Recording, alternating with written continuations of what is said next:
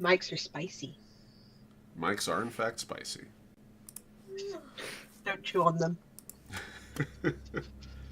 Not good for your health.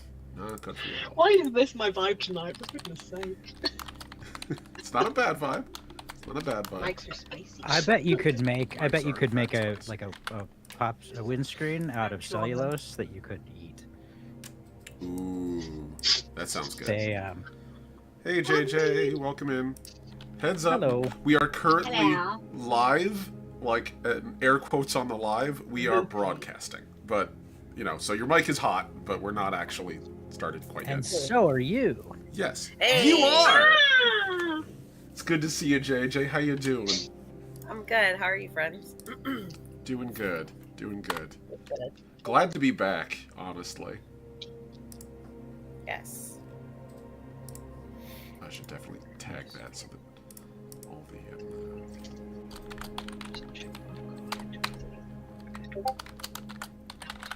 Keep hearing the beeps. yeah. Stream vid notify me. There we go. I'm gonna also mute myself on this thing. We should be good. Cool. Alright, I can post this on all the going live chats I've got.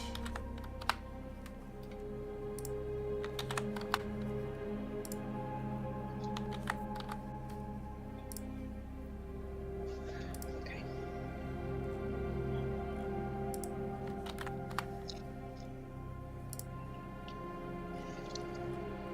Thank you, Alec, for automating that process. I'm gonna put the promo alert up right now. There. I'm not gonna put another one in that because that feels like that's cheesy. Biggest beef I have, honestly. Hey, Sir Bones, good to see you, friend. Welcome in. Biggest beef I have while I'm kicking stuff off is that, like, when I promo in a space the day before, and I'm like, hey, this is gonna happen on this day, makes me feel doubly weird posting again and being like, hey, I'm currently live, and I'm like, I'm also We did it. clearly that guy. Alright, I can close that. Let's see. I think the masses will survive Omni, so don't worry about it. I know.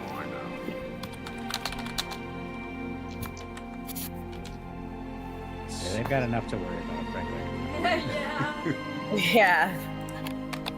God, if that isn't the truth right now. Let's see. Okay, opening this up. We're gonna do the last couple promos, all our other sites, so I don't have to worry about it. There you go. Put this here.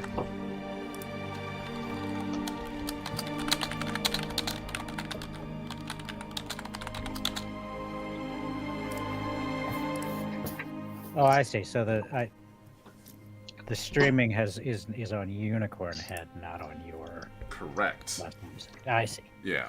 Because YouTube That- is that kind of thing where I have to have a dozen channels for each different thing. So, which is okay. I actually don't mind it. It forces me to consolidate how I do my stuff. Which is something I've always sucked at. So, huzzah. Alright. Looks like we're pretty much ready to get going. I'm just gonna put this last alert out. I have my Tumblr alert I gotta put out for all. Well, I got 29 folks on there, but I don't know how much of that is actual people and how much of that is, you know, bots. Porn bots. Yeah, exactly. Magic Tumblr air. porn bots. Or just like, yeah, weird, because Tumblr is Tumblr, less of the porn bots, but definitely bots. And a lot of porn adjacent bots. That's definitely still a thing. That's a description. That is. I mean, it is what it is. And what it is a lot of horny fanfiction. Yes. My God, yes. For a while, I had a Tumblr called Resume Speak, where I would take just normal everyday tasks and turn them into tortured resume sounding language. And I wrote one about writing fan fiction, and it blew up because first somebody was like, didn't get that it was a joke, and I was like, I work in HR, and if you put this word salad on a resume, I would throw it right in the bin. You're like, Nice. calm down, you're on Tumblr. Okay. And then somebody else, so there were lots of people dunking, and they also, poor person, used. They wrote if I saw this on a public facing document, but they wrote pubic facing. Well, that's on them, honestly. Like that's Let the fucking madness their begin. But then other people started replying with like, "Hey, this is a joke," but then also here is fanfic and fan art and all those things are actually creative pursuits, and here are ways that you can, with the caveat that if it's really smutty, you might not want to show it to like if you talk about it on your resume, you're going to have examples to show. But but some actually really useful guides to here's how you can talk about your private creative stuff in a way that will be maybe an asset to getting a job. So it has been circa. I don't think I've posted a new Resume Speak in 5 years, and I still, every time I open Tumblr, I have like a couple hundred notifications from people passing that poster. Nice. Oh man, Wow. that's awesome. Speaking of awesome things, hello everyone. I'm the Last Omnitect, or as we are here, Unicorn Head Studios, and welcome to Legacy First Flight, our faster than light tale in the world of tomorrow.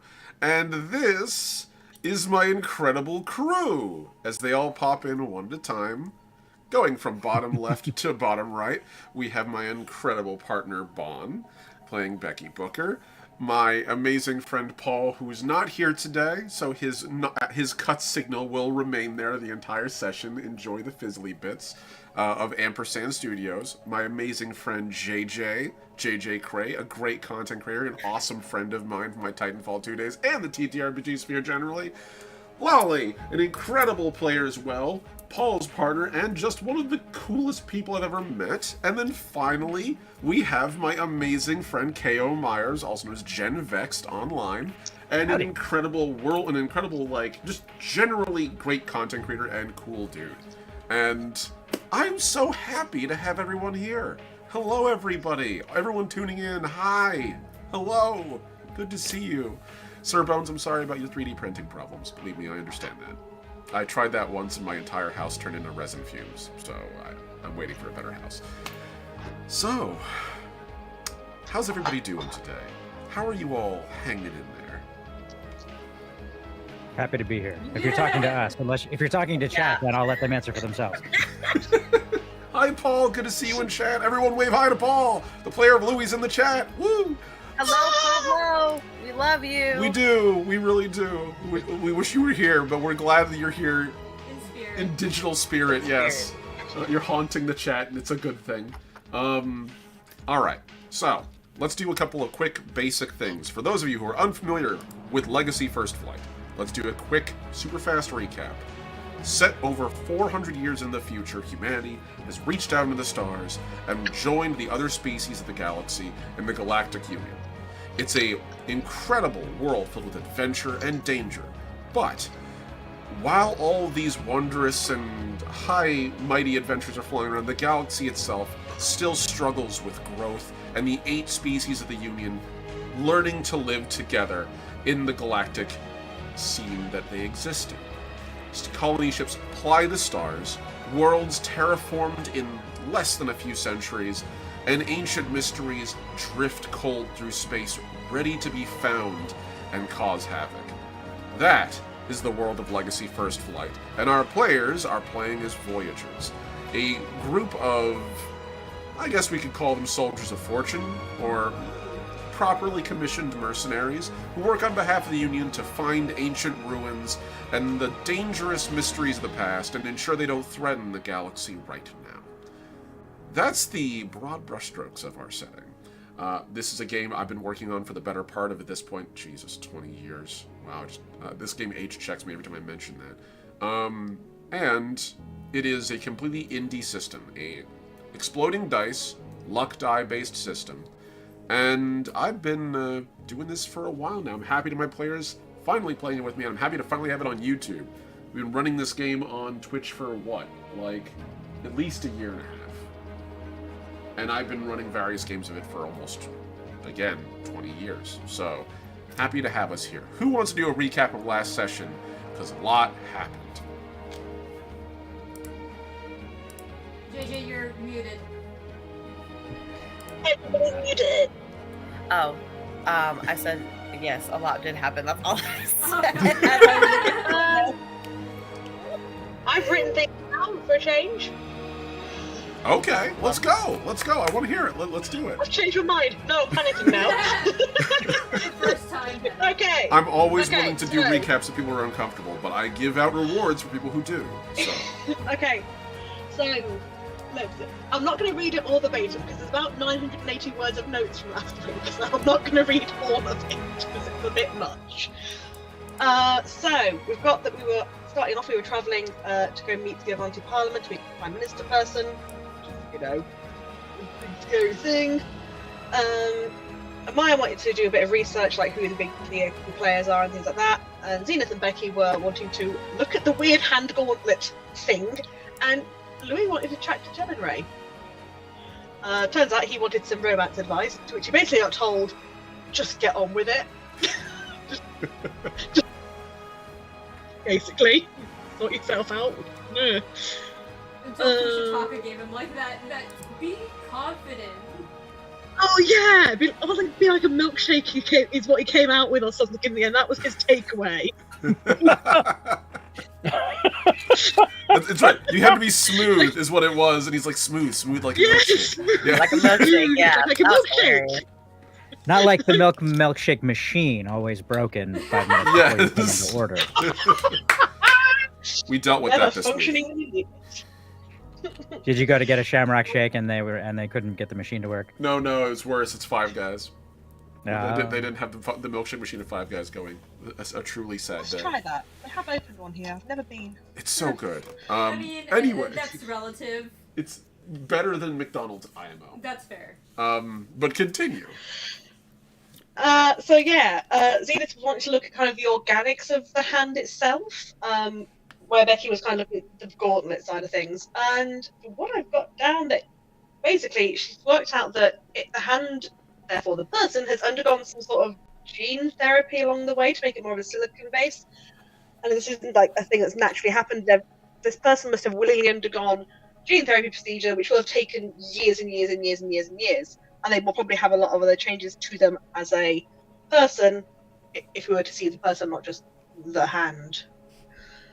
And like even the venous structure of the hand has been altered into a way that it's, you know, they might not even look like a human anymore. Surprised, don't know.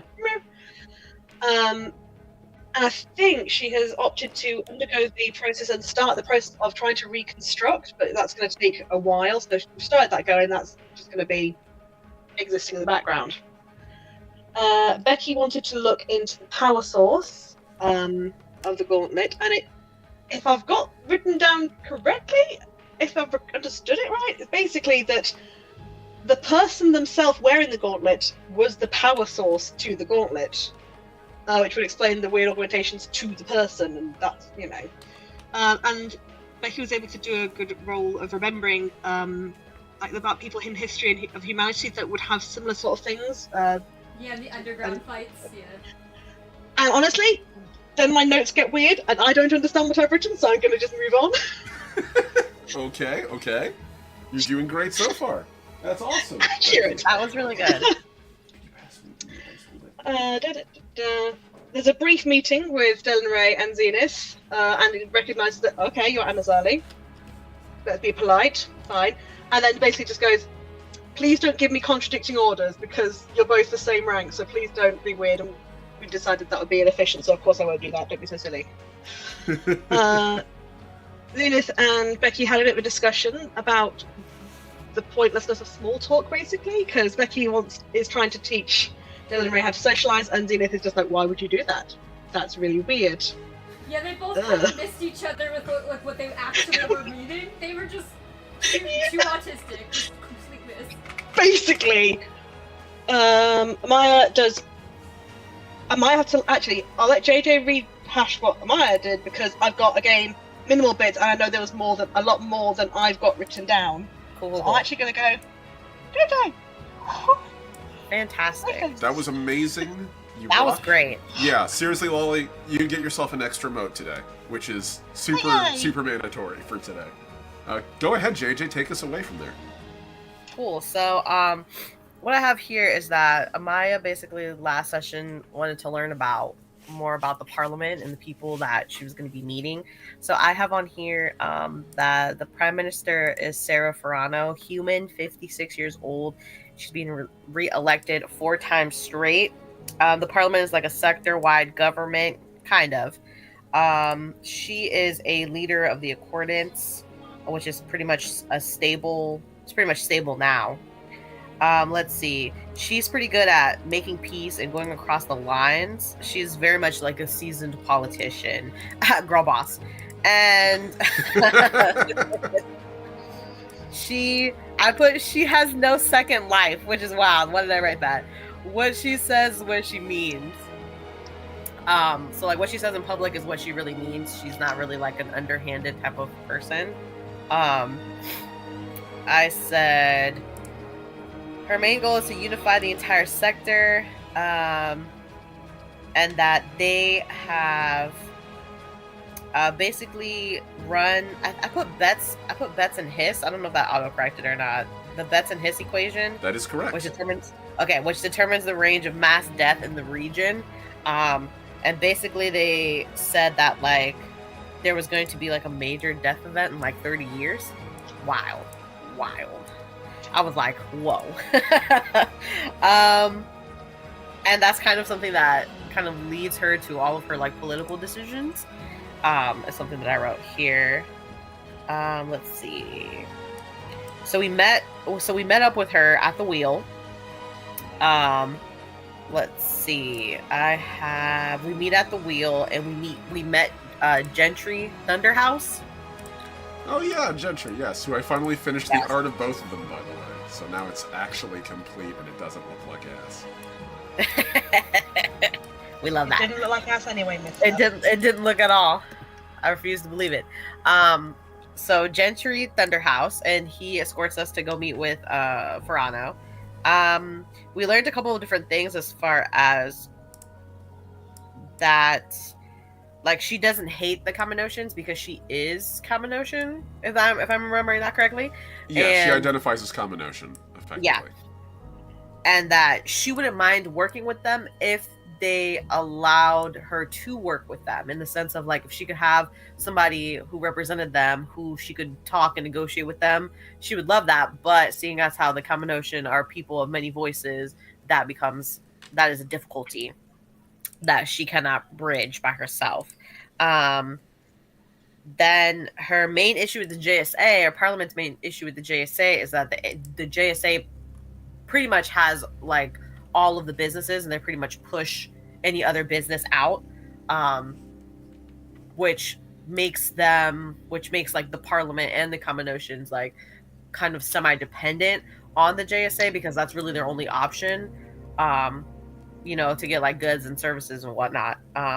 They take up like a big majority of that. Let's see. And she doesn't like the fact that their business interests, she feels like businesses are good, but they should serve the people, and the JSA just doesn't do that. And I'm like, girl, get them on their necks. Okay, on their necks. And let's see.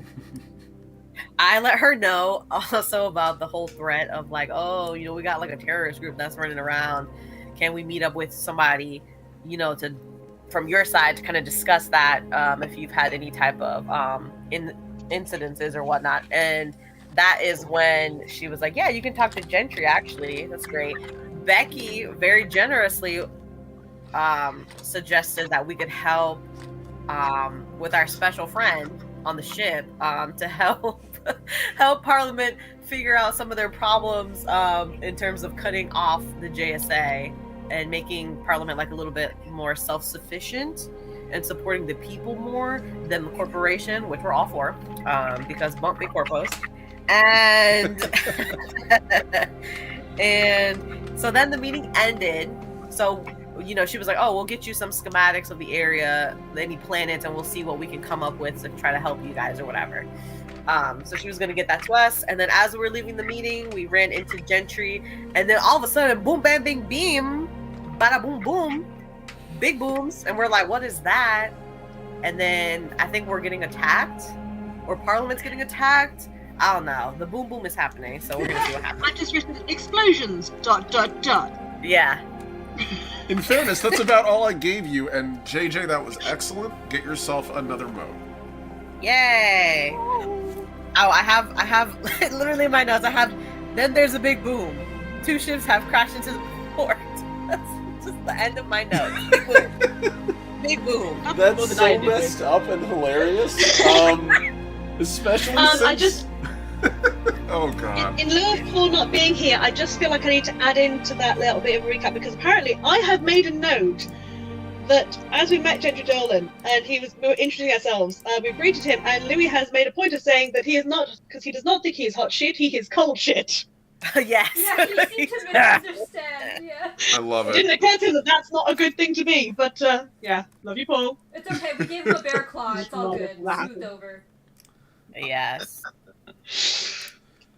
I love it. Alright. He's not here to stop me being mean, so it's fine. And Child of Tomorrow rolling. Yes. So, at this point, we're going to do our pre-game rolls. Specifically, Becky has a roll, which is her Child of Tomorrow ability, where she gets to roll one... Yep, there we go. 1 intelligence roll, and then a D6... no, a D4 to determine how many times she can use it. So that's a 10 twice. That's pretty good. Better than 0. That's all I need.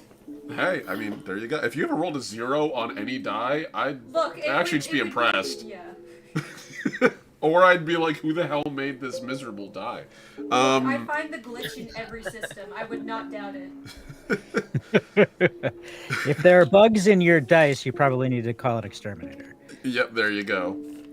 So, Thank you for saying rolls, by the way. I reminded me that I needed to actually have dice. So Yeah. there we go. There we go. I keep them on my desk, but not out on my desk.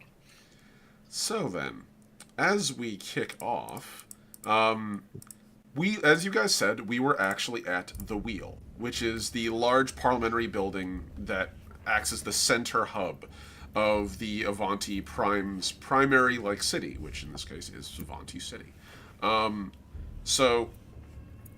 However, as you guys were finishing up your meeting, Gentry, who is, by the way, important to mention, a transhuman mercenary. So even though Gentry is human, ostensibly, he's really a little bit less human nowadays. Strike height. He actually more human than matches. human. Yeah, he's about 9 foot tall. So he's big. This is what happens when, way back in the day, humans made hunters, basically super soldiers for hire. And nowadays, hunters actually help hunt the Ataraxi Scourge, the thing that annihilated the galaxy some 2,000 years ago and destroyed Zenith's almost entire culture. So, yeah, as a result, they're basically all superhuman. Think Master Chief, sans armor. But as opposed to piloting that armor, they pilot giant robots. So Gentry's big. And bursts his way into the room saying, they hit one of the dry docks. And we need to get you all to safety, or specifically need to get the Prime Minister to safety. And that is, I think, where we'll pick up with right now. So, at this point, Gentry's basically grabbed Sarah by the arm and is, pulling her along. She's, in her mid-60s, but she's still, doing alright. You could just pick her up. He could, but he's trying to give her, some... clearly he doesn't want to, too much take away her agency. And so as he's pulling her along, he turns to you all. I'm pretty sure your ship is parked there, so hopefully you all might want to go to the dry dock and make sure everything's okay. I'm going to take some time and make sure Sarah and the Prime Ministers and all the other ministers are properly secured. You all do what you gotta do. If you need me, you all have my frequency, but I'm about to be very fucking busy, so if you all don't mind, and at this point he just starts hauling ass down the hallway, sprinting so hard he's actually like leaving dents in the plating as he's running. And Sarah kind of goes jogging behind him. We'll catch up afterward, please! Be safe! Be careful! As she ducks around one of the corners, leaving you all in this large structure to decide what you're going to do next. I mean, Becca would just be finishing the donut that she has, like, yeah, it's gonna happen. So nonchalant. I Yeah, love just it. like at this point, look, we've dealt with a tech glitch, we've been attacked, whatever. It's just another day in the neighborhood. Zenith's gonna sort of look around and be like, so you're all armed, yes? Yep, I am. So just for What? my own edification, is Claxon here, or did Claxon stay on the ship? Claxon came along. I presume that Claxon came in hardsuit with his I would- equipment. So, Oh yes. I had everyone inventory the gear that they brought with them, and I presumed since you were the party soldier, you came along and you are fully equipped, and you've just sort of been hanging in the background doing your guard duty thing up until now. Excellent. Yes. Just like Louis is, for example, here, and Louis is going to say, you know, give me a minute, I'm going to go and just jump in Mechie and make sure that this building stays standing. You guys got this, right? You got this? You got this? Yeah, we got it. Okay, We I'll be do. back. Boing, boing, and he goes bounding around the I'm just corner. gonna sort of look over at Becky, just do that, like, what is this? What does that mean? We've had worse. No, I asked her you armed. Oh, she's like, Okay. no, just picked out the spanner What? wrench and like she has her repair module, but like basic atmosphere. Yeah, a spanner wrench, to make this very clear, Oh, it's is... like two-handed. yeah, it's really like a train spanner. So it's like almost 4 feet long and about like 7 pounds of solid iron. It's made to be put inside of like engines and do very dangerous operations within those mechanical spaces. So yeah, it's kind of like having a power tool on the end of a stick, basically. Is there a computer anywhere nearby? Oh, there's several. Okay, so just like general computers. Yeah, there's a couple on the walls. If you're still in Serrano's room, she does have a personal computer. So, I don't have a hacking module, but I can try. I do. There you go. Okay. all right. So everybody here make me awareness checks quick. Oh no. So, awareness Love is this. tied to your intellect, Yes. just to remind everyone. So this is going to be an attribute die and your luck die, which is always a d6, at least for everyone in this party. And you take whichever one is highest, and I'm seeing some explosions, so that's always a good sign. Starting out Oof. strong. Well, I got a 3 with my regular dice and a 2 with my luck dice. Now I have the alertness trait, which means I can re-roll failed awareness or savvy rolls. Nice.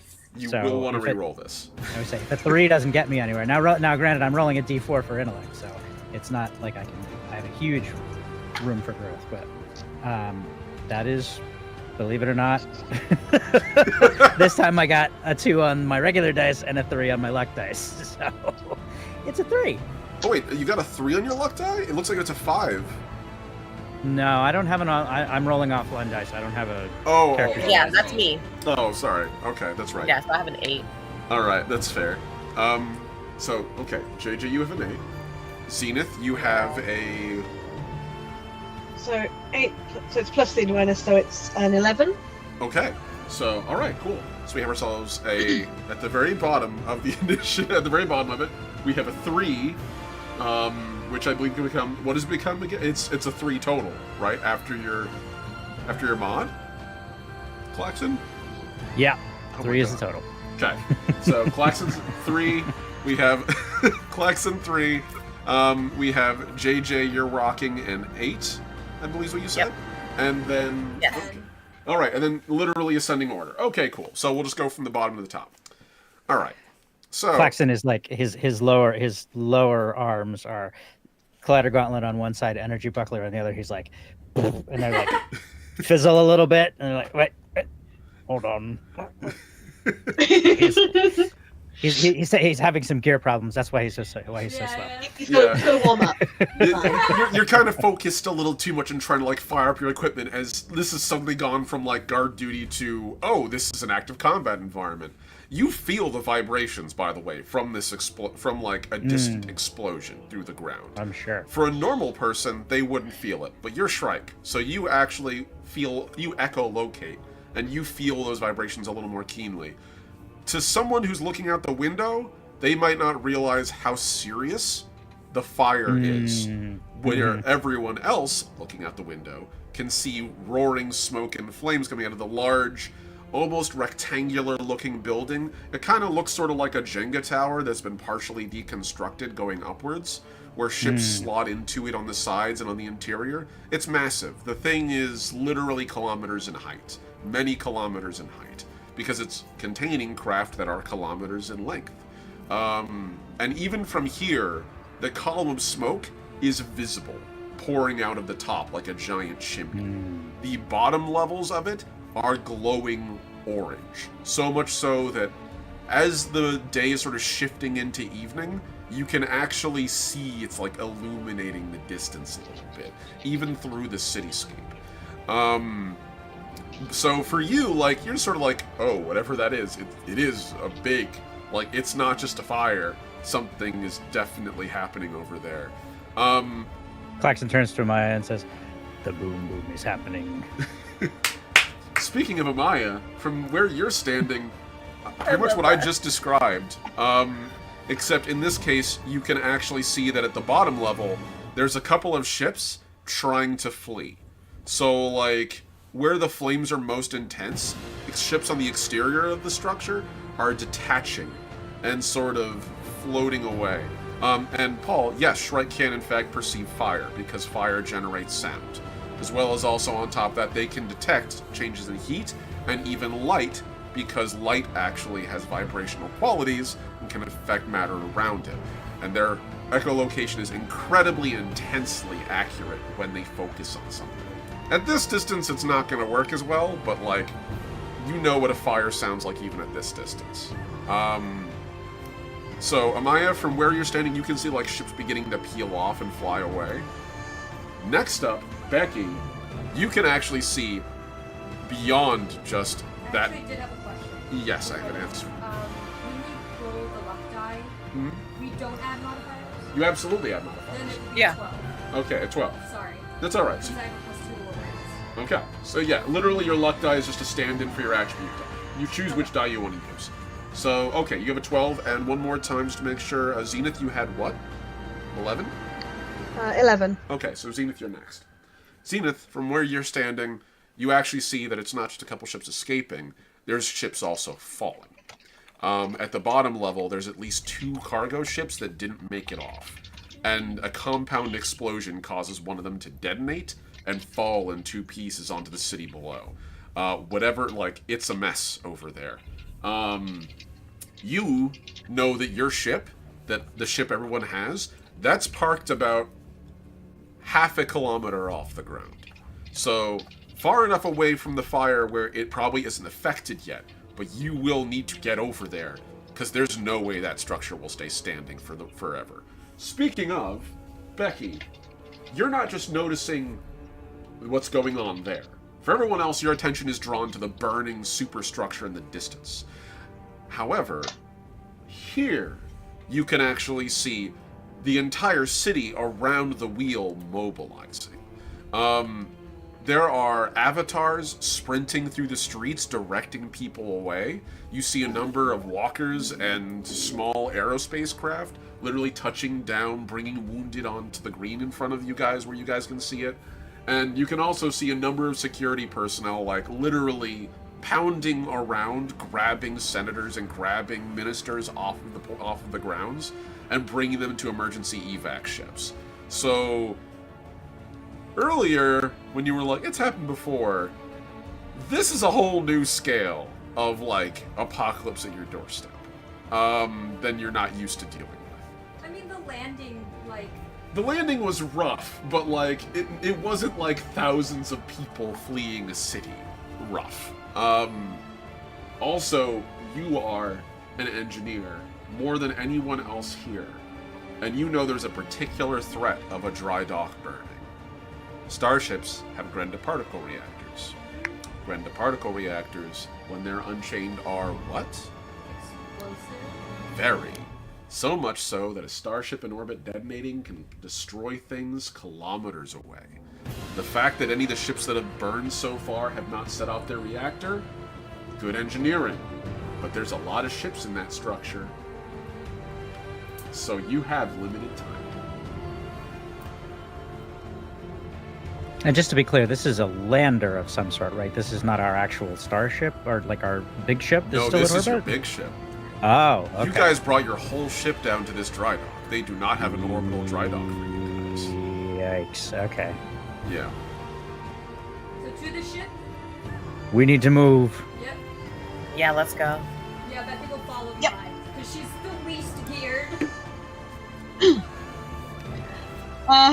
Zenith's sort of going to turn to her and be like, is that wrench sufficient? Sorry, I didn't quite catch that. Is that sort of gesturing at the wrench sufficient for you? If it is, I have well, a- well, I have a she's shotgun sort of- and a thermal hatchet that are mostly superfluous while I'm fighting with my collider gun Well, she and my sort impact of hammer. pulls So out her sort of with the sword machete's lovely blade and says, "You can borrow this. If you damage it, I will injure you. It is my wife." oh, that's sweet. And she'll just take it, like, slide it into her utility belt. Yeah, like the Lichtenberg effect, like all the way up it. It's very pretty. It's like, Very nice. All right. So you now have a weapon on your Yeah. person, and here, I don't know the here stats. is here. I don't care if I get this back. I hand her my shotgun. there you go. So now you have a ranged weapon, and you have that. So Becky, you have a shotgun That now. is the cutest. Everybody's just like, gear up, Becky. Bro. It's like, oh. God's Considering sake. you're basically just wearing your spacesuit and you have a wrench, probably Yeah, not a bad I mean, idea. it's pretty significant though. Like, It is. I think Becky's gonna be focused more on structural stuff. Like, she's not actually gonna be trying to fight anyone. Well, Well, It's you easy never to know finish- what you run into. So, She's going to make sure she's got her hacking module ready to roll and her hand cannon to hand. okay. Because she has the whole concealed weapon mod on everything. So she's Just another weapon. yeah. Alright. She just, So getting back to this place, getting back to the dry dock is going to take you guys by foot. It's kilometers away. However, there are dozens of smaller local transit vehicles you can take. Many of them are coming in to the wheel because it's far enough away from the disaster where it's, a bit of a shelter. So you're seeing like hundreds of like public access vehicles, literally like people are jumping off of their hover bikes, jumping off of their like transit vehicles, and just bailing on them. We could just take one of those. Yeah, basically. It's not theft, it's public transit, so you can just Yeah. take them and reprogram them. sounds like a plan. Okay, by that, it's just a couple of minutes. And the good news is, you can actually get to the floor you're on with that, because this structure is so big, it's designed basically to allow these, vertical transit systems to get you where you need to go. It'd be kind of crazy to make you walk that many flights of stairs in a thing that's literally like many kilometers tall. So, The Stairmaster is what takes us out. Takes the whole party out. you just get to the top floor and you guys gained like 6 experience from the exercise alone. Just like bust through the door like, oh yeah, just a couple of Voyagers. I wonder what they're about. And you guys bust in with like thighs literally thicker than watermelons. I haven't been doing my cardio. Come here so I can hit you. So, as you guys fly towards this place at, I'm assuming, pretty high speed, you see even more of these like structures nearby starting to catch flame as well. The bottom of this thing is burning, and burning in that way that only a truly failed building can. There aren't any fire suppression systems. Oh, there are. There are dozens of fire suppression systems, and there are hundreds. This is like a 5-alarm fire. Every fire brigade in the city is here trying to put this thing out. However, they're putting out rocket fuel, and that is significantly different than putting out a normal fire. So much so you can actually see the bottom of the building is glowing. The metal of the structure is emitting light. It is so hot. And even in your hovercraft getting to the upper level, you guys can feel the heat. That's okay. Atmosphere rising. on. Atmosphere on, please. Yeah. It's pretty significant up here. Like, even at this distance, it's pretty significant. And you're about like 1.5 kilometers off the ground, roughly. And the heat is still rising up. Smoke on the exterior is blocking out large parts of the structure. And as you guys fly in, there's even one of the fire brigade members tries to wave you away as you fly past them. When you guys land on the floor that you're supposed to be at, you actually don't see anybody. It's completely abandoned. Most of the building has been already evacuated. Like, obviously no one's gonna stay in here. That's insane. Who flies into a burning building? You guys. Yeah. Voyagers. Exactly.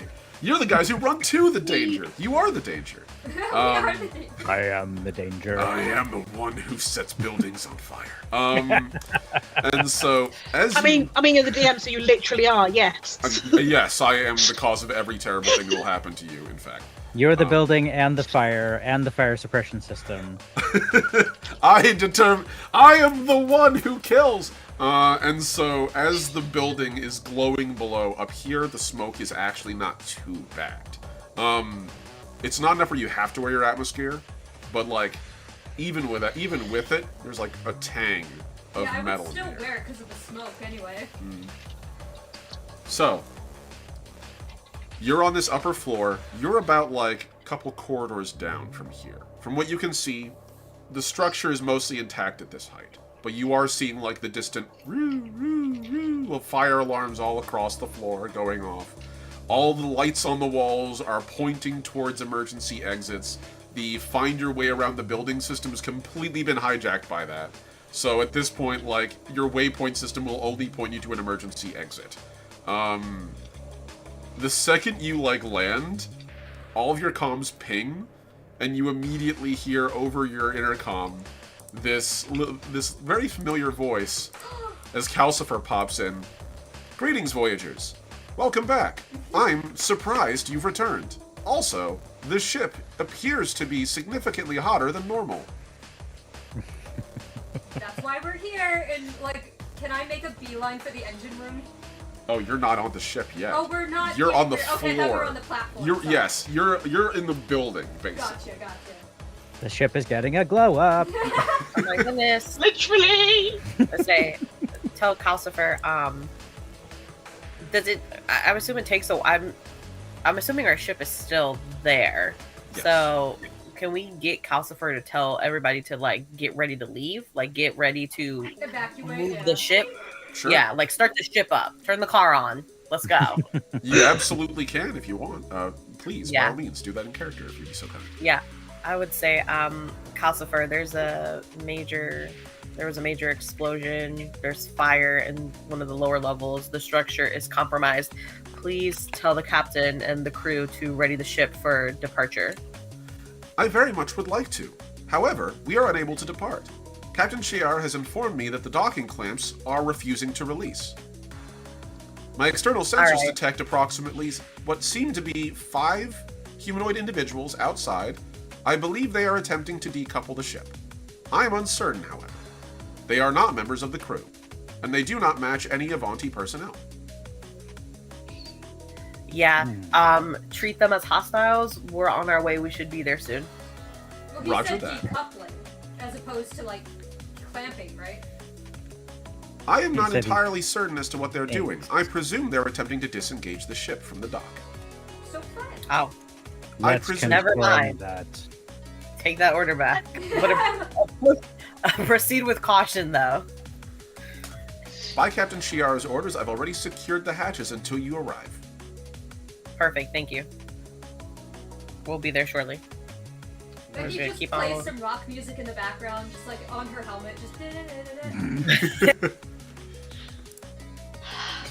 Did you just Mario? Did you just do the did it from the Mario theme and call that rock music? Yes! You gotta love It's the not that we're classics, judging guys. you. You gotta love the classics. 400 years in the Soft future, rock. everything we No. listen to is classical. It's just soft rock, fine. It'll be the hardcore version. Wow, wow, wow! Yeah, a cover. It's from a cover band.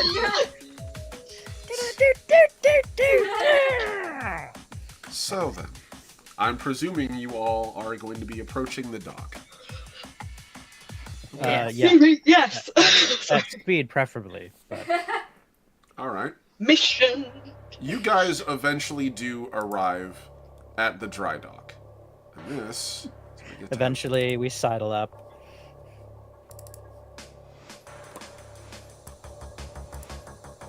So, eventually you guys arrive here. I'm gonna have you guys... You four are all down here. As far as I'm concerned, you can move wherever you want to move. Like, I figure this bottom, like, you're arriving from this area right over here. You can see below you, going all the way down into the heart of the building, there's dozens of ships, very similar to your own. All of them on their own dry docks. Technically, your ship is rated as a cargo craft, and you haven't changed that because... Oh, we can't move our bit. Oh, hold on, let me unlock them for you. I believe I have them locked. Yeah. Let me... Oh no, you should have control. What? I don't. Let's see. Hold on, let me make sure this is, Let me make sure we got you. It's because my usual marker is this tiny. Oh, okay. Yeah, that's fair. It's because your marker needs to be double-sized. Because this is a big map. Yeah. Cannot. You cannot control your character? Don't worry, we got it. More and more. It's fine. Figure it out.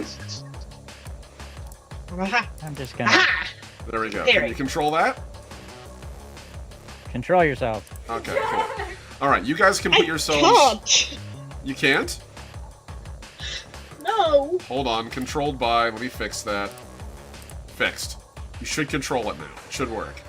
Haha! I can do Okay. things. So we're Good. focusing on this Is it- entire bottom part. Yes, basically, you can be anywhere around... Well, no, not that far. You're arriving from over here. Okay. I'll let you put yourselves within 3 ticks of these 2 entrance doors. Okay. So as you arrive, you can see that the entire building below you is like glowing with heat. Smoke is pouring upwards. The entire core of the building is like a chimney, and it's cooking the interior.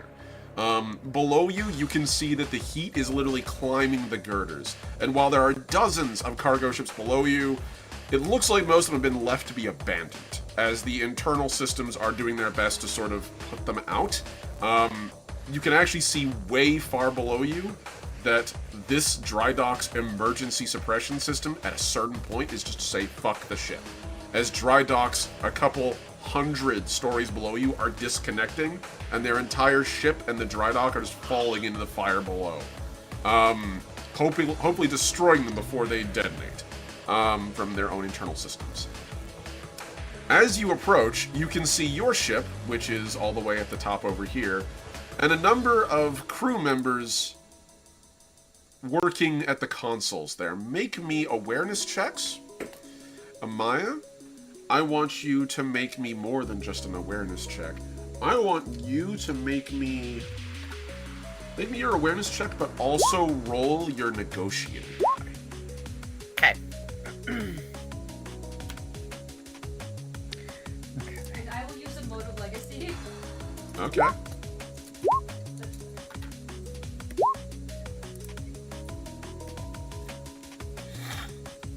I pushed my luck. That's a 4. Okay. So you have a 4. Mm-hmm.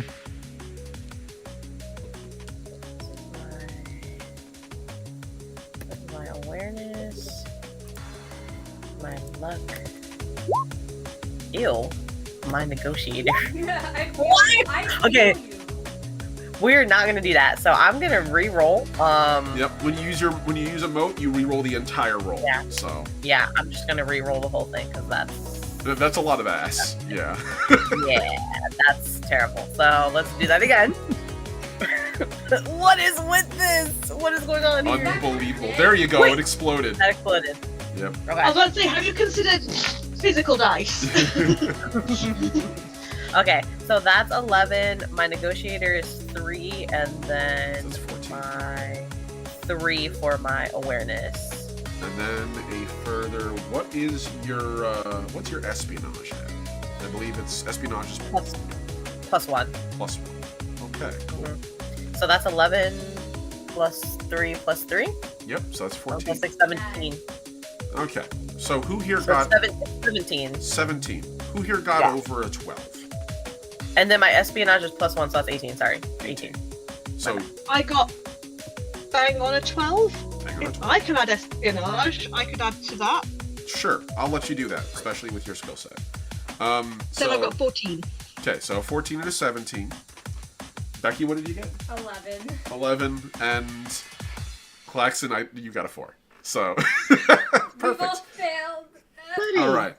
So, as you guys sort of get closer and see what's going on the dock, as far as like Claxon and Becky, for you two, I'm in the The back. I don't see anything. the immediate two things you recognize through the smoke and the haze are the silhouettes of what look like Force Shrike, which makes sense that they'd be in the heat. They can tolerate the heat better than most other species can.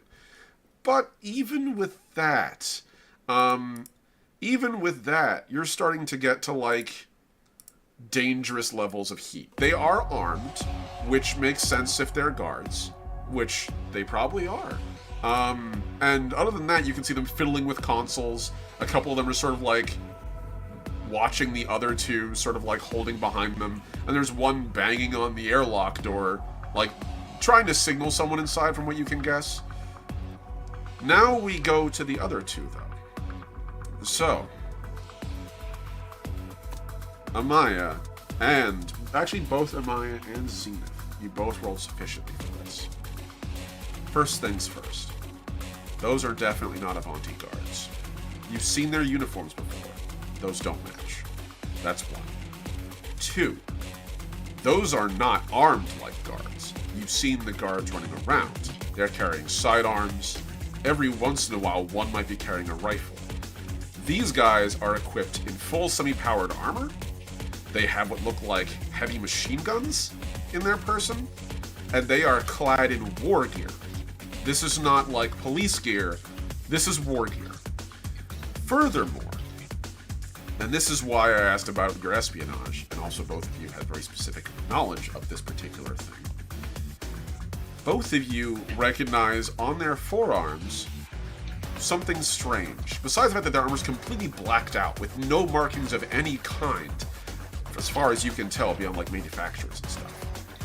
You can see on their forearms are what look like what would be considered like a Shrike war mark, where occasionally when they go to battle, they'll actually mark their forearms or their limbs with paint or a raised texture, so that at a distance they can spot each other and recognize immediately what squad's there. In that war mark, which is made in black like raised clay, there's a symbol both of you immediately recognize, but for totally different reasons. Zenith, you recognize the symbol, which I'm going to share right now as I open this up, because I've been waiting for this. It should be right about... This thing is just taking its sweet time to load, isn't it? Huh. Having a little think about its life. Yeah, clearly. It's making me stressy. Where are you? I mean, we have to really take in how dressed to impress they are. Yes, I It's all for suppose us. so. It is all for you guys. Oh, I guess it didn't get loaded. Fine, we'll make a new handout, and I'll just do it the old-fashioned way. Click and drag. Yep, we'll do it now. We'll do it live. We'll do it live. That's how it's gotta be. Here we go. Okay. Lolly, I'm watching Lolly. Like, air type? What is? I don't know. I'm okay. I'm not very with it today. I'm just kind of stimmy. Just me. There's a. I feel like there's an application for an ergonomic keyboard that goes up on the inside if you wanted to be able to. Yeah, that'd be cool. Here we go. So, I managed to finish this last night. I'm very glad I managed to finish it. So, on the inside of that Ooh. arm, you actually recognize that mark. For Zenith, the symbol, which is on the bottom left-hand side of that on that banner, you can actually see it. It's actually a joint Anazali symbol. The symbols are galaxy and rising. Like, they basically combined the sunrise glyph with galaxy glyph. So roughly it equates to a rising galaxy. Maya, you recognize that symbol because that is imagery you've seen when you started doing some research into the Anazali Imperial, which is where you both recognize that image. The original galaxy image is an icon of the Imperial. That is the icon of the Imperial Resurgent.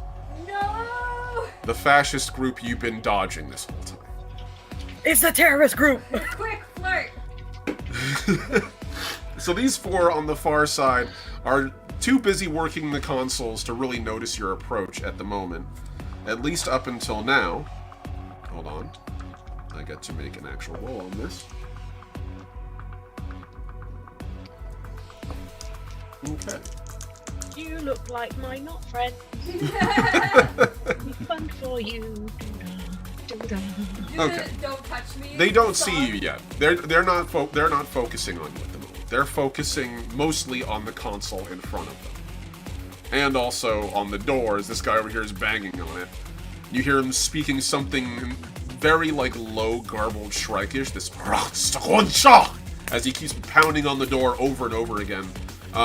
You immediately, like, specifically you, Klaxon, recognize that. It's a not common dialect that most of the others wouldn't understand because it's Drunish. And Shrike from the Drun house don't usually go into the rest of the galaxy, so their language isn't really spoken very often. You know it from just cultural, like, osmosis. But it's something that's normally not programmed into you guys when you're getting your language lessons. The spy faction. So, what do you guys do? You, at the moment, have the drop on these guys on the far side of the room. Just a quick question. Mm-hmm. So, Calcifer said there was 5, but we only see 4? Correct. Oh. Love that. Good Okay. catch. Yeah. I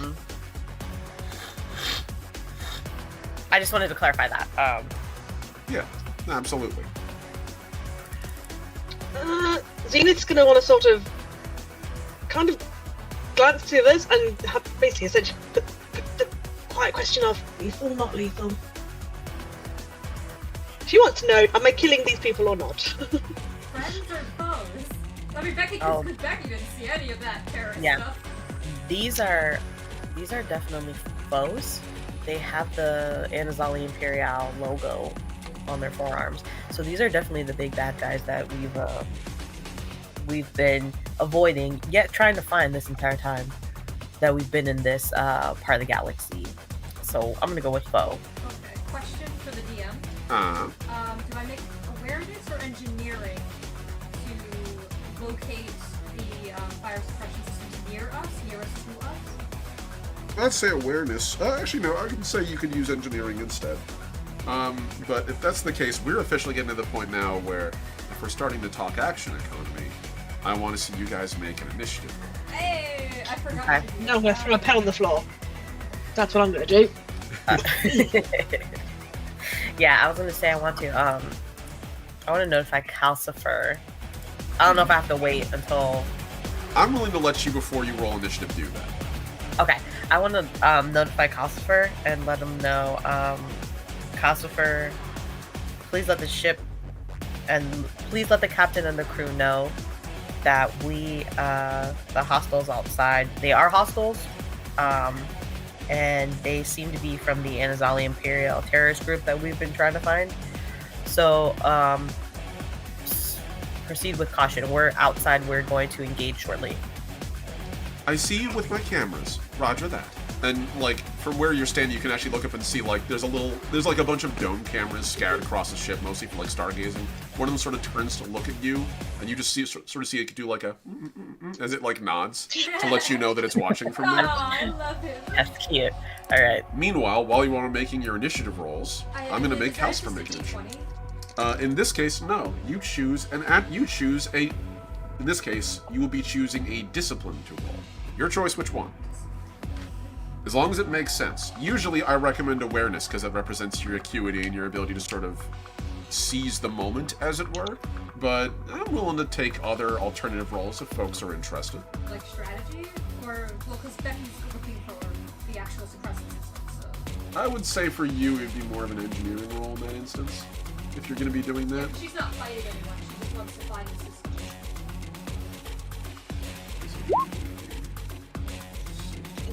Those of us who've never rolled initiative in this game before. Yes. So again, you are going to choose a single discipline to roll, just like a skill check. You just tell me which one it is, and when you're rolling it, as long as I'm okay with it. Usually it's awareness, because it's just the default, but it can be any one you can make sense to me, basically. Okay. Yeah, I think I'm gonna roll my... Combat coordination. Yeah! I mean, for you, yes, 100%, yes. Because in my hard suit I get a D10 in combat, so in coordination, and then I have a +5 in combat. So Nice. Roger that. finally rolling something that's higher than my luck then. Yes. You gotta love it. You gotta love it. It's a good energy. It's a good energy. So- Did it go wrong? Mine Yeah, is gonna be 10. All right, I'm gonna go one by one and ask everybody what theirs is. I'm gonna go one from bottom to top, basically, and you guys will tell me. It's so weird because like our cameras are different from like what's on stream. Hmm. So do you mean like I will personally. I'm gonna be asking about the number, and you guys will chime in. So, as an example, did anybody get under a 5? Hang on, I was having a slow brain. Bear with me just a minute. You're good. There, rolled the things. Cool. No. Okay, cool. All right. So, has anyone gotten a 10 or lower? Okay. So, going one at a time. What role do you have, JJ? Awareness, I have a 10. Okay, so it's a 10 for Amaya. Then for Klaxon. I also had a 10. After all that big talk, I rolled a 1 on my D10, but a 5 on my luck dice. Okay, that's fair. That's fair. All right. Okay. I want to make a might roll so bad. You're almost there. You're almost there. All right. Okay, so next we have who here has rolled a 15 or lower? It depends. Oh. On? Well, I'm primarily going to be damaging these people through hacking them because that's what I do if I can. So it depends if I'm going to be allowed to use my hacking or if I have to use my awareness because You can one use has a hacking if you're 50, one has a justifying your 5. hacking, as long as your first action is tied to that discipline. I'll let Absolutely, yes. it fly. Okay. Yes. So, all right then. So, okay. So you did roll a 15 or higher. Or 15 or lower, I should say. 15 or lower. No, in that case, I've rolled higher than that then, yes. Okay, 20 or lower. 19. 19 for Becky. Okay. 16. Alright. Becky has a 19, and Zenith has a 16. Lily, when you said I'm primarily going to be hacking them, you could tell what kind of mindset I'm in. I was like, is she using an axe or a sword? And I was like, wait a minute, melee combat is my thing. And then I remembered, we're in the future. Yeah, Clax would be like, hey. and I've gifted my very precious melee weapon to somebody else, so... Yeah. Fair. Okay, it's hidden away safe and sound. Alrighty, folks. To be fair, I'm bludgeoning them mostly, so I guess there's a little bit of a difference between bludgeoning and slashing, but you know. Okay, and at this point, I'm going to do one quick fix. Do your air keyboard. Hack them. I can't! There we I go. have a hound in the way. Oh, Cool. Ow. There's an No, anime. the piano is downstairs. The piano is downstairs behind by Paul's computer. oh my sweet goodness. bummers. Alrighty, folks. If that's the case, then we're going to kick off our first turn of combat. Because I have my measurement tool right here, and my die tool right here. Okay. Becky, you're the first up. Yay! Okay, so she immediately looks and I assume locates the fire protection systems nearest to us. What was your roll? A 19. A 19? Oh yeah, no, absolutely. That would be over as I can get the thing here. Okay. So behind me. So I have to actually move to get to it. Correct. Okay. And I have a base of 5. Okay. Because of the fact that we're on a double wide like platform, a double wide like grid scale here, just double your pace for the purpose of movement. So if it says like one square, you know, you're basically moving 2 squares for every 1 pace you have, Okay, if that so makes sense. That's getting me right to it. Perfect. That's your movement action. So what are you gonna do now? Immediately turn it onto the strike because I know that they don't like the cold. Okay. So make me an engineering check. This is going to consume your whole action. I will Okay, you're gonna use a moat. All right. That's to reroll. okay, so the highest is a 16. Highest is a 16. Okay, cool. So, I'm going to say right now, first off, just flipping on the system and immediately like booting it up. You can tell that they're already going. All the fire suppressions are currently going. It is a I'm just 5-alarm. turning them. It's a Yeah. 5-alarm fire. They are. Here's the problem that you're running into with them. The fire suppression systems you're trying to activate, if you turn them on, they will plunge the entire floor into sub-zero temperatures. It will not be discriminate. It will hit Oh my goodness. all of you. God dang it. So I'm just letting you know, you can do that. And also, on top of that, you have a total of 3 rounds to make up your mind. Because this building is pumping all its refrigerant to the bottom to keep it from melting. And it is failing. You have 3 rounds before the refrigerant is completely out. But wait, our atmosphere can only withstand like space, right? I mean, your atmosphere can survive a stunning amount, but like liquid nitrogen levels of cold is a bit much, even for your suit. It'll embrittle it, is the big thing. Space but it isn't won't like kill us. infinitely cold. It's actually moderately like, it's not very conductive, is the thing. Here, this will conduct on you. It'll spray you with colder than ice liquids, and very quickly attempt to And put it you would be out. the entire floor as opposed to like, oh, everybody gets behind the door. Pretty much. Okay. It'll blast the entire floor with this. Dang it! Like, this is an industrial emergency suppression system for starship It's fires. poorly designed, man. They have fire extinguishers for smaller stuff. But, like, this is a bit beyond fire extinguisher. Right, but there's like, you know, like a sprinkler system. I know what you're talking Yeah. about. They don't use sprinkler systems in this building because they do not work with these kind of fires. You should just curse at them, like, man, they suck. Hey, their fire suppression's not made to be weaponized. I am sorry. That said, you can at least tell that that's 3 rounds that you have before your refrigerant runs out. And because you rolled so high, I'll give you this. You have 10 rounds before the building begins to suffer serious catastrophic failure. After that, I'm going to start rolling a roll for the building to see if it stays standing. You have 10 rounds. I love that. After that, I'm giving it to the dice. And there's only one job, like, the entry in, right? Yep, the only way into your ship from where you are here is right there. There are normally like cargo entrances and stuff, but all of them are obviously retracted in the face of the fire. So, that's Hold on, wait, say that again. So our ship is behind here, behind where they're trying to get into? exactly, yes. That is literally the airlock of your ship. Right there. Cool. So, Gotcha. Okay, so I guess Becky will use her last action to, like, literally talk to the team. Do you want me to plunge us into cold? I'm gonna say no, because that'll probably be a big disadvantage. But since our ship is, the clamps are not being released, do you think you can probably try to work on that and see if you can? I Different don't know. control system. actually, Leave the heretics to We me. need those to clamps. We release need the those ship. clamps. you might be able to rewire it from here. It'll be Okay, tough, that's but fine. it is possible, theoretically. It's not what the console's made for, but it's all the same system. Is So there a separate engineering mode just for awareness? to it will do be a that? different. It'll be some other round. You've used fully your round to do what you just tried to do. Okay. So, okay. Next up in initiative, Xena, you're up. Awesome. Okay. So a reminder of how combat works, because I know you're new. So, you have a total of 2 actions. All right. You have a movement action, which is you can move up to your pace, as per normal. So, that's 1. 2, you have a standard action. That is where you can use each of your hands to do a thing. So, in this case, we have 2 melee weapons. You can fight with each melee weapon. You have 1 big one, you can fight with the big one. If you're basically any task that takes more than like 3 seconds, like 3 seconds or so to accomplish, is a standard action.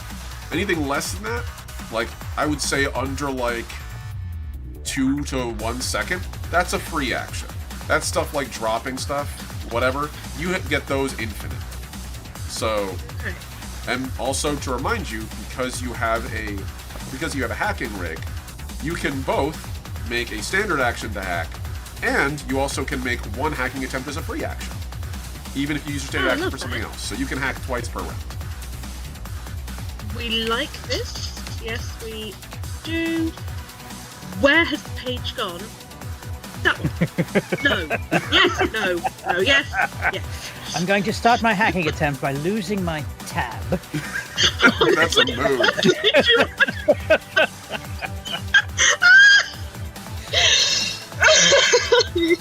Yes. You laughed, but that's what I just did. So. I have been there, except I don't hack anything. You have no idea the irony of me playing a hacking person. When I say I'm not technologically minded, it's bad. Maybe I can ask a DM question while vamp a little bit while I'll go. Your sheet. Well, I'm double checking the last things. So yeah. Okay. Omni, how? So in my hard suit, I have a might and might of D20 plus 3, and then plus 2 to athletics. Correct. How do I use that to calculate my jump distance? Oh, excellent. That's a very interesting question. So the way that your jump distance works is your jump distance is equal to your pace. That's as a baseline. Okay. Like, yeah, it's equal to your pace when you're basically in a hard suit. You're superhuman. Okay. However, you can jump further if you want in 1 round by making an athletics roll. Where when out of your hard suit, it's equal to half your pace. But in a hard suit, you're wearing power armor. You're like hilarious power armor. Fallout levels of power armor. So. Right.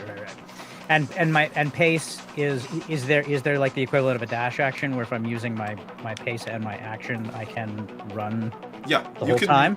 Yes. So your standard action can be used to run. If you do, you surrender your attacks. But you can still run. And that basically is move your pace again. Okay.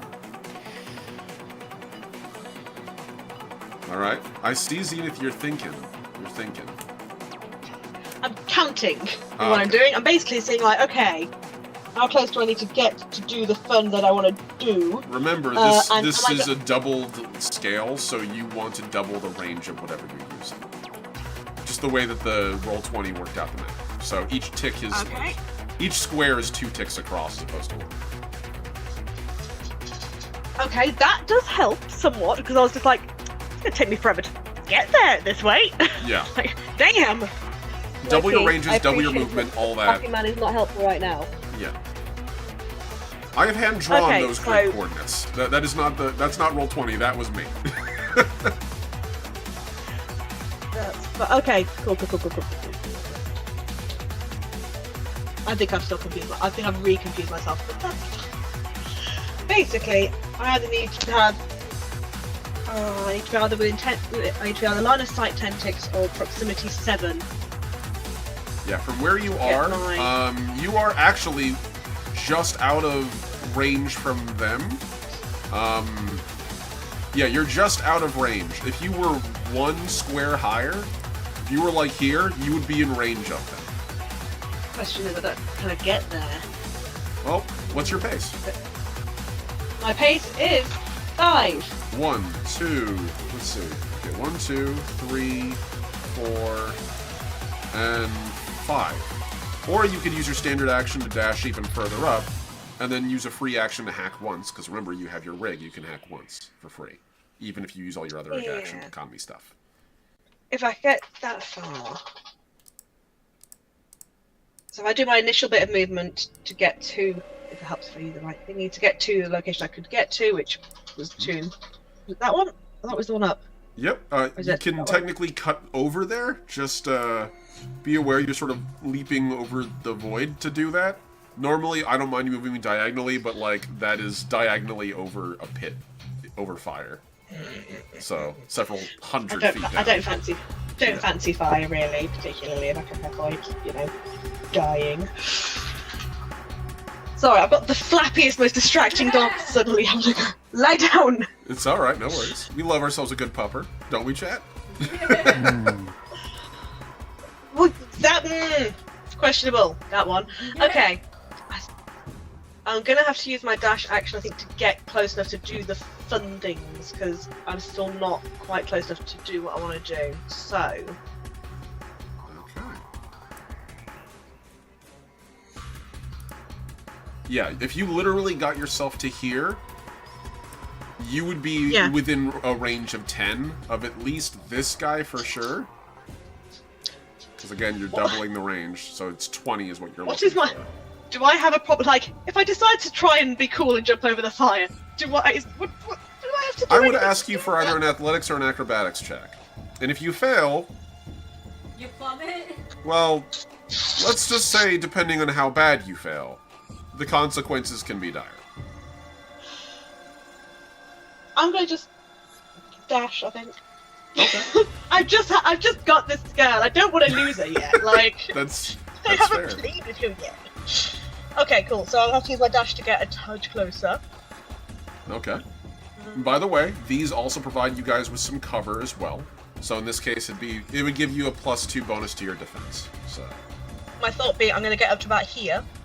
Okay.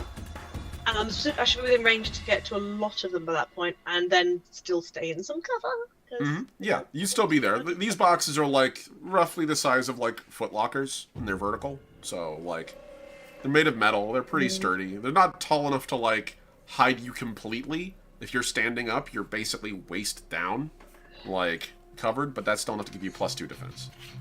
So, which means they have to hit a little bit harder in order to hit you. Okay, so who am I close enough to do mean things to? Who shall I bully this time? I'm being unfriendly about this. She has certain feelings about these people. As I imagine you would. What with being an Anazali, and having seen these fascists firsthand thousands of years before everyone else did, so... Am I close enough to be able to be in range of the one who's actually having to go at the door? Oh, you absolutely are. From where you are? 100% yes. Awesome. Yeah. Okay, so I'm going to use my free action. I believe that's the way around. Yep. To hack this. I'm guessing this person's wearing something that is hackable, because if it's not, this is going to go really wrong for me. Okay. So, if you're using your hacking module, choose a program, and then use it as an attack, basically. Think of it as like a spellbook. So whichever program you're using, then you would be able to I just wanted to check that I could do that, in case he's there just without anything on that I can hack on. Okay, so depending on what program do you want to use? That's the real question. Because most of them should work on just about anybody, unless they are butt naked with a rock levels of technology. Hacking should work on most anybody. Like, that'll allow you to hack guns, their semi-powered armor, a lot. They have a lot of gear. Can you cast Jump Off the Platform? No, but I can cast Go Shoot Your Friend. That'll work. Okay, okay. I remember that That's not program. mouse, right? Like, getting in. Say what? That's not like mouse. Like, I'm trying to remember what Kushitaka did. Mouse is the one where you sneak in and you basically gain access without them noticing. It's the sneaky one. Which That I would is love not. to have done, but I'm also kind of like, this isn't a situation that I need to give a shit about sneaking. So... That's fair. So... Alright, so I believe that's Geist is what you're trying to do, correct? It is, yeah. Alright. Okay then, so here's how this works. Make your hacking module rolls. This is going to be just a normal hacking discipline roll. So this is going to be intellect plus your hacking mod plus any other applicable proficiencies. And then you would also add your firmware bonus, which is basically the die that is attached Let me go to step by step. I have negative brains today, especially. Okay, so You're good. during a hacking roll, so my d12 and my d... Do I still do my d6 just in case? You do. It is an attribute roll. So you get that. Awesome. I'm going to use a moat because those are balls. So Yes, they are not great. this isn't how I want to start. So Okay. that's better. I might actually be okay with that. Okay. Oh, and then it Exploding luck explodes. Let's go! Nice. Yay! Exploding luck dice is my friend. Hell yeah. Awesome. Okay. Roll Roll the die again and keep adding it. Thank you. I couldn't make words happen. You're good. Awesome. You're good. So even with my exploding dice, I got the same result. I got an 8 and an 8. Okay. So that's an 8 base. Yay. You 8 also base have... plus 5 for my hacking. Okay. So that's a total of 13. Plus also your firmware bonus. Which is... Great. Should be a die. Attached It's a to your... D6. Okay. A plus D6. I wrote it down, Betty. Let's go! That's a 5. Extra 5 onto that. Okay, so that's 18 total. Nice. So, at this point, yeah, that is more than enough for a base level success. Now, normally without a hacking rig, it's a very large number to make you do anything with a hacking roll. It's kind of the point. Like, most hacking without hacking rigs would be sitting down in front of the keyboard and actually hacking like a real person would. Hacking rigs turn it into magic cyberpunk hacking, basically. And Absolutely what I'm just like. in As far as this, I'm concerned, she's kind of legged it around the corner, skidded down into kind of cover behind there, and has just gone, right. with her little module, just like, right, let's do shit. yeah, as you pop around the corner, there's your hacking module basically is almost like a backpack. So along your arm, there's like a fiber optic basically, and as you aim, it creates a little invisible IR laser, which makes a connection to this thing, specifically to his, in this case, gun and also his servos inside of semi-powered armor. So this is where Geist kicks in. You rolled a success on your roll, which is all you need for the program to do its job. Program effect. On a successful hacking attempt, the hacker may immediately force the target to perform a standard action, free action, or movement action that they will be capable of doing on their own turn. This can include firing a weapon. So, in this case, they make the attack roll, not you. So you choose your target, because in Legacy there's no facing, people just are like spinning around like tops to do whatever they need to do. If he's able to from where he is, I would like him to turn and shoot the guy who's actually at the console. Oh, this guy. So you're making Yeah. this guy shoot the guy at the console. Okay. Yeah, Alright. here I am. So, I will have him make a combat. I'll have him make a test then. So in this case, that's going to be D8. I'm going to actually roll this over here. So, okay. So, roger that. And this is the Typhon E LSW machine gun. Cool. So I'm going to do this 3 times. That's 1, 2. Wow. Oh my god. No. So, that was a 1, 2, 3, and a 4. Okay. And so, in sequence, Oh, you got a flush. yeah, I got a flush. Oh, no, It's great. Scared me. I thought it was like 20. No, not in this instance though. So he turns it. So he doesn't even really turn. He's banging on the door with one of his lower hands, shouting. And as he does, his upper arms sort of aim in the wrong direction. He just sort of looks down at them and then just shouts at the last minute, "Get down!" And it unleashes this volley of bullets so quickly that it's not individual bullet sounds, it sounds almost like someone running a fan for a quarter second, as the bullets shred their way through one of the nearby consoles, just picking it apart in a sea of sparks just to the right of the guy. As he's unfortunately rolled very poorly. Your penis, sir. Not So- you. But yes, so he's opened fire, and the other guy just sort of turns and looks at him like, and he gives him this like absolutely flabbergasted stare. All right, Bro. Zenith, that was you. A good attempt though, a very good start. Klaxon, it's you, homie. It is, and Klaxon also has very specific feelings about Shrike yoking themselves to the Anazali fascist separatists, all of this stuff. So there is a very much murderous rage happening here. So We're all here for murder. It's great. If I use my standard action if I use my move and my standard action, the closest I can get is here, which will mean my full turn will be spent running. And so I want to ask you, just from a physics standpoint, like if I have a d20 plus 5 for a jump, if I make the jump, and then am I then able to close an attack, or is that action economy not work out? Okay, so if you're going to make the jump, I would basically say it's your movement in this instance. So you would still be able to then afterward you wouldn't be able to move again and attack. But if you're able to make the jump, which again, could you point out where it is again on the so the running would get me here. So my Where's pace here again? is. You need to hold it down for me to actually see the ping. Okay, yeah. I see. Gotcha. My pace is 6. So if I assuming that I step up on this thing and jump, that's 1, 2, 3. That includes 4, your hard 5, suit 6. bonus as well. Oh, yep. Yeah, my pace is only 4, and then I put +2 with the hard suit. Okay, gotcha. All right. So pace wise, if I'm jumping from here, that puts me 1, 2, 3, 4. But basically that puts me here with my normal jump. So I would need an additional 2 squares to land, which in this case is an extra 20 feet. In this case, it's actually an extra 10. Remember, it's double scaled. So because of the map's dimensions, not because of the actual grid. So it'd be an extra 10. So that would be a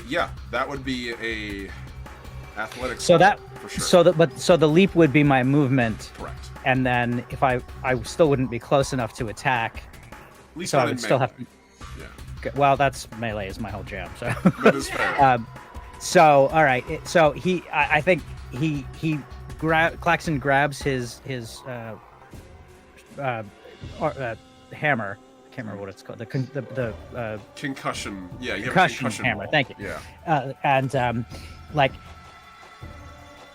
kind of braces and then looks down and goes, ugh, and decides to leg it instead. So he's gonna run 1, 2, 3, 4, 5, 6. Maybe leap over Xena. 8, 9, 10, 11. Oh, wait a minute. Hang on. Did I miscalculate? 1, 2, 3, 4, 5, 6, 7, 8, 9, 10, 11. 12. No, okay. Yeah, there we go. So, and just a rumbling growl. Because, and pound in his power armor, and then he's going to just next round charge in and break some heads. Hell yeah! Well, that is definitely the element of stealth removed, because that is a giant I would say actually that's a ton. That's at least a ton of metal and bulk flesh sprinting down the hallway. I'm sorry, I didn't get the stealth memo. No, it's not that long. And I think as I'm running, I would reiterate to Becky, leave the heretics to me. You release the ship. All right. The thumbs up in the back. Hell yeah. So, Amaya, it's your turn in the initiative. What do you want to do? Okay. All right. So, let's see. My pace is 4. So, where does that get me to? Does that get me here? Yes, that's correct. Yeah, you nailed it. Okay, perfect. So I'm gonna stay there, and then I'm gonna use my grenade launcher, because that's the only thing I can have that reaches over there. Hell yeah, let's go. Okay, so that's gonna be an ordnance roll, I'm pretty sure. It is. You got it. Okay. So I'm just doing ordnance off a thing because we keep forgetting to put it on my sheet, but I know it, so we're good. It's intelligence roll, so Thank you. we're gonna do, and it's a +2 with my. Yep. Okay. Ooh, I don't think I need anything else, so let's just roll that and see what happens. So that's that, and then my luck die. They're both the same. Okay. Okay. I'm gonna take the 6. Because it's just an attempt. Alright. So it's a I don't know if that 6. hits or not. And which one Yeah. were you aiming at? I was going to aim it as central as possible to them. So like, God, I have too many things open. Hold on. Now you're losing the tabs. So I think it's yeah. I'm trying to move all of this stuff out of the way. So I have a right 60 should be like here. So like right here, around this area. Don't forget, it's That would be double these the two. distance, and it's not feet that you're measuring; it's the squares. So you have okay. a significantly larger range than that. Okay, so then in that case, yeah, I'm just trying to. I'll do it right here then to try to see if I can get all 3. Yeah. Okay. Cool. So you're putting it right there. All right. Yeah. So if that's the case, then I need to see you. So you rolled a 6 total. So that is I rolled a 6. Okay. I'm gonna now roll a die. So the way that this works is simple. You missed with a blast weapon. They actually have a higher pace. They actually have a higher defense than that. So I get to roll and see where it deviates and where it ends up. So basically, a 1 through 9 compass Faxa, movement. no. And if it's a 0, it lands directly where it's aiming at. So. Faxa, no. Okay. So 1, 2. All right. So you were aiming right here. So that means it moves in this direction. Yeah. And it moves by the amount that you missed by. So that'd be 3. So that'd be 1. So, okay, here we go. So that's 1. Goes to here. 2. And then the side of the ship. No! So the grenade bounces off and unfortunately sails over, and there's a poof as it hits the side of the ship. It just detonates off the incredibly thick metal armor. Like, it's... You can't damage the ship with that grenade. Yeah, the ship will be okay. The ship re-enters That's a the novel atmosphere. way to open the It's airlock. gonna be okay. Like, it'll be fine. So... You did beef it up, too. You did. That's right. But yeah, so the thing does thump, and just the arc goes a little too far and blasts over there. Oops. That's my D2 experience. That's a mood. Alright. Okay, that's it for me. Okay, cool. So, next up, we turn to the unknown assailants. Oh no. And the unknown assailants all turn, and as Klaxon comes running up, roaring, the two... They're just like, The 2 that are back here turn, and they see you running. They both bend down and they roar back at you as battle is answered, as these 2 see your challenge and want to meet you. So they both sprint at you. As opposed to bringing their rifles up, they pull their rifles away, and their lower arms grab what look like knives. They sort of look like a kukri, but they're kind of more like karambits because they have like a ball-like handle so they can spin them around as they need. And so they both run in to slash at you. So we have a total. Each of them has 3 attacks because they're Shrike. 1 bludgeoning attack with their heavy weapon, or with their rifle, which is not going to be that much if I'm being completely honest. Can't hit me with your butt. A natural 1 does not hit for the first one. The next one is an 18, just natural on the die. That does hit. Sure. So that's 1 hit from the bludgeon, which I'm just going to roll damage right now, which is not that high. So let me. I need to understand how this works. In my head, in my hard suit, my toughness is 11 and my defense is 2. Yes. So defense is the number I need to roll to hit you. Gotcha. Okay. A natural 1 fails, basically, no matter what, unless I'm explicitly saying that. And in combat, I allow natural 1s to fail. So the first one was a literal natural 1. That's not good. The other number, you said your toughness is 11? My toughness is 11. Yes. Okay. So that is the damage, that basically reduces the damage by 1. Gotcha. So it's damage reduction. Think of it as a soak. So I rolled a 9. They also have a +1, so it's 10. And they had a +1 from the rifle, which is 11. Which means you soak the whole damage roll on that basic melee attack. So, now we go for their little karambit knives, which are a little more dangerous. So, these are 1 hit, 2 hit, 3 hit, 4. Oh no. All right, that's a critical, the fourth one. So all four of these hit, and as they're swinging at you, you hear this humming sound. So as they're swinging at you. So now I get to roll the Can I damage use my motes to change one of their rolls? No, you can't, but you do have an energy shield, I believe. That's right. You're right. I do have my energy. You can, as a reflexive action, activate. So that'll give you that'll give you a layer of like buffer damage that they have to get through to actually push. So Yes. So that is energy weapon. I'm sorry, shield 7. Okay. This basically means your toughness is now effectively gone above what it was before. It was 11. Now it's 18. Okay. And for the purpose of anything that would cut through it, you basically get like 7 armor no matter what, basically. So, okay. And that is it doesn't give me a duration here. It lasts for the remainder of the round. Okay. Okay. And how many times can I use it? Yeah, it's based on your battery. So basically, whatever the energy cost is, it now drops your battery and your battery recharges. So I see.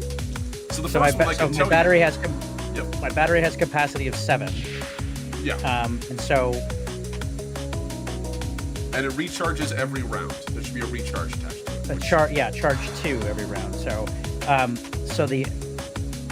is the shield number 7? Is the shield 7? Is that the amount of weapon or energy system? It does say energy. Okay, so energy weapon. That was my question. Energy weapon 2 is the amount of charges it uses. So basically, as long as it's the only energy weapon you're using, you don't have to worry about it. It'll just literally match it'll match your recharge on your mana effectively. So the first one, thankfully because of your energy shield, completely negates any damage. You hold it up and the knife just shink and literally slides across the suddenly scintillating field of energy. Yeah. The next one definitely doesn't. The third one definitely doesn't. However, the fourth one is interesting. So the fourth one I need to roll here. Okay, so that's a 9 so far. 13. Alright. So as these guys are swinging these blades at you, one of them hits your energy shield, and there's a sound that you immediately, like, for a Shrike, your sense of hearing is very acute. And this keening sound that goes from like this hum to this, which then becomes silent. And as it does, it cuts completely through your energy shield as the blade passes through it like it's not there. This is the sharp keyword. It is a very rare keyword. If they crit you with the weapon, they automatically remove any armor you're wearing for the purpose of making attacks. Your energy shield is exempt from it. So, in a way, there's still damage reduction because of your energy shield. If there wasn't, this would go directly just onto the hard suit's health, period. In this case, we rolled a total of a 6, 9, that's a 12, 12, 13, and the pen of 2 for 14, you 7, so that means your hard suit takes 7 points of structural integrity damage. And that is off of the armor integrity, right? Yeah, so for armor integrity. So as this blade... 30 down to 23. Yep. As this punches completely through your energy shield, passing through it like it's not there. And it continues to, like, as it comes out, that screaming sound continues as it's found the harmonics of your energy shield. Just to let you know how this keyword works, because it's going to be relevant for the rest of the fight. This applies for each individual weapon. This applies for each of their individual blades. When a weapon triggers sharp, every attack it makes after will have the same effect until it shoots a different target. Then it resets. So basically, that weapon is cutting through your armor every time it hits. Gotcha. It's found my weak spot. Okay, yes, so it's a molecular blade, basically. Think of it as a vibro blade from Star Wars, and you're not too far off. Which one of those is the one that hit me with that? That would be our unknown assailant down here in the bottom. I'm gonna give him a little icon to let you know that he's got this scary mouth. So I have never been happier to have a medical module in my entire life. It's okay, he's still got his heart suit. So that's okay. Yeah, I can take 3 more hits like that before it even hurts you. Yeah, exactly. Yeah. The other two are the one who's over by the door stops knocking on it and turns around and sees you, Klax, and just sort of growls at you. And he's going to try to shoot you. Man, that's not fair. That's not honorable. No, it is They're not. just bullying my friend. That does hit. Oh, that hits. Okay, cool. Yeah, well, that's definitely hitting. He's wasting his critical on a weapon that doesn't have any benefit for that. Okay, cool. So that is, of those, 2 miss. I need to roll damage against his buddies, which is very fun. So... Oh, hello. You almost shot one guy, accidentally shoots the other 2. The guy who got you with the frequency knife, actually, catches a bullet. And you can see, like, right underneath his armpit, under one of his armpits, the bullet sort of grazes and tears this line that ricochets off the armor that he's wearing, and he growls as the blade, as he, like, sort of falters a little bit. The other 2, it's 4 shots, 1 completely misses, 1 hits that guy, and then the others, that doesn't get through your armor. Neither does that. Don't worry about it. As the bullets just spang off of your incredibly durable hard suit armor. That's their action. We're back at the top of the turn. Becky, 2 turns left of refrigerant in the system. That's fair. And 9 rounds left until fireplace goes. Or at least it starts, yes. Yeah. So obviously she's gonna try and hotwire, get rid of the plants. So engineering. Okay. And not industrial equipment, but Industrial equipment for this for sure. Absolutely you do.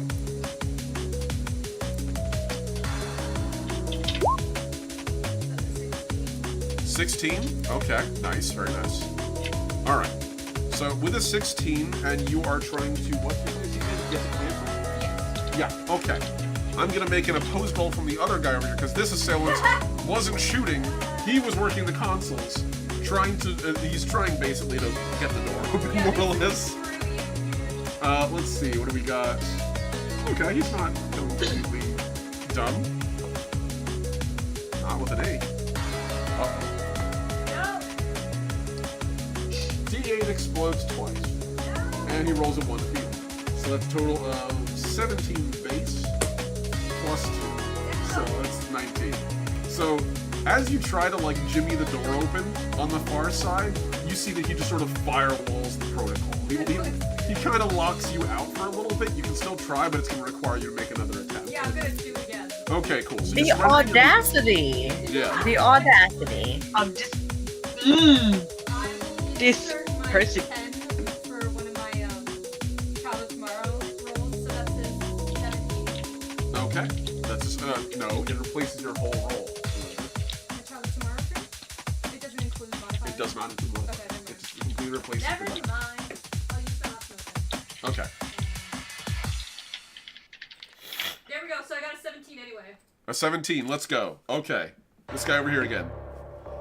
He's trying it again. I'm gonna roll again. I'm gonna really roll it. I'm gonna try to roll it again. Die. Okay, he doesn't succeed that time. There we go. He exploded his dice once and then immediately rolled a 1. So he cannot match your 17. Is this guy on the far end? You can see him just pound on the console so hard that it emits sparks from where the guy shot him a little bit. As on the far side, you hear the sound of clank as one of the large metal limbs holding the ship in place. One of them prizes open and retracts back with a creaking sound. There's one more left. So, that is both your actions, yes. Zenith, you're up. Cool. I just want to double check a couple of things because I've got a couple of potential plans, but I need to just clarify. Find the word. I'm being conscious of my pal in his melee range.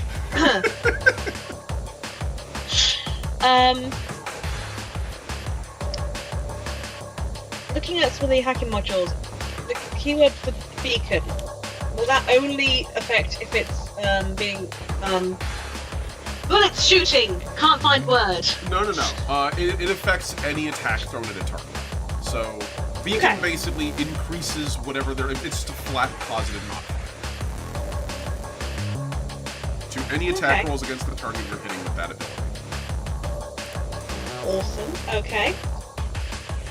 And I believe that would be, I believe that's, let's make sure I got that. Oh yeah, I see, okay. So yeah, that's shimmer, right? That's what you're gonna be using? Not necessarily, because there's Okay. just a couple of other quick things. I've got a couple of different plans, and I just need to check some bits. Okay.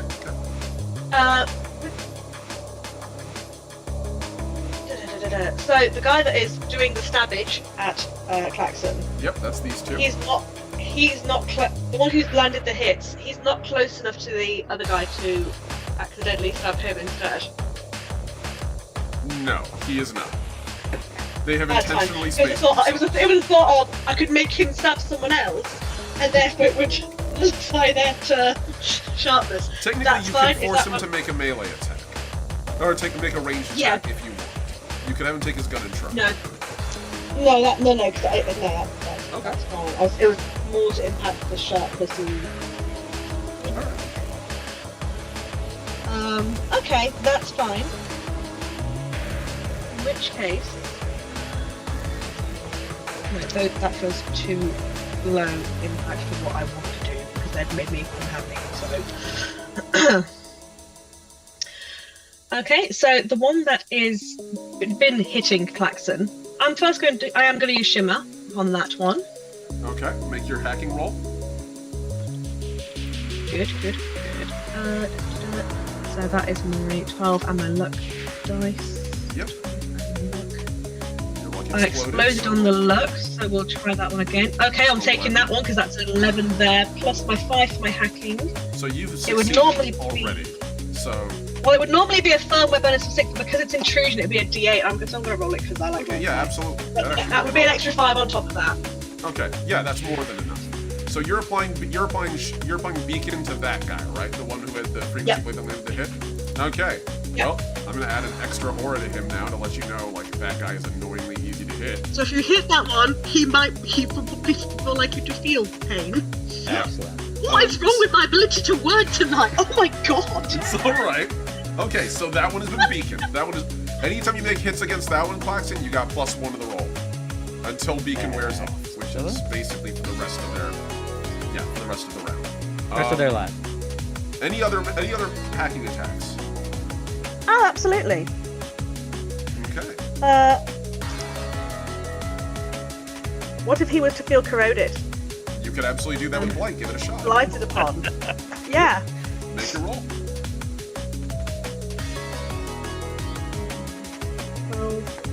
Nothing like a rusty shrike. Wow, well the luck die was useless, but the other roll was a 10 plus hacking for 5, so 15 there.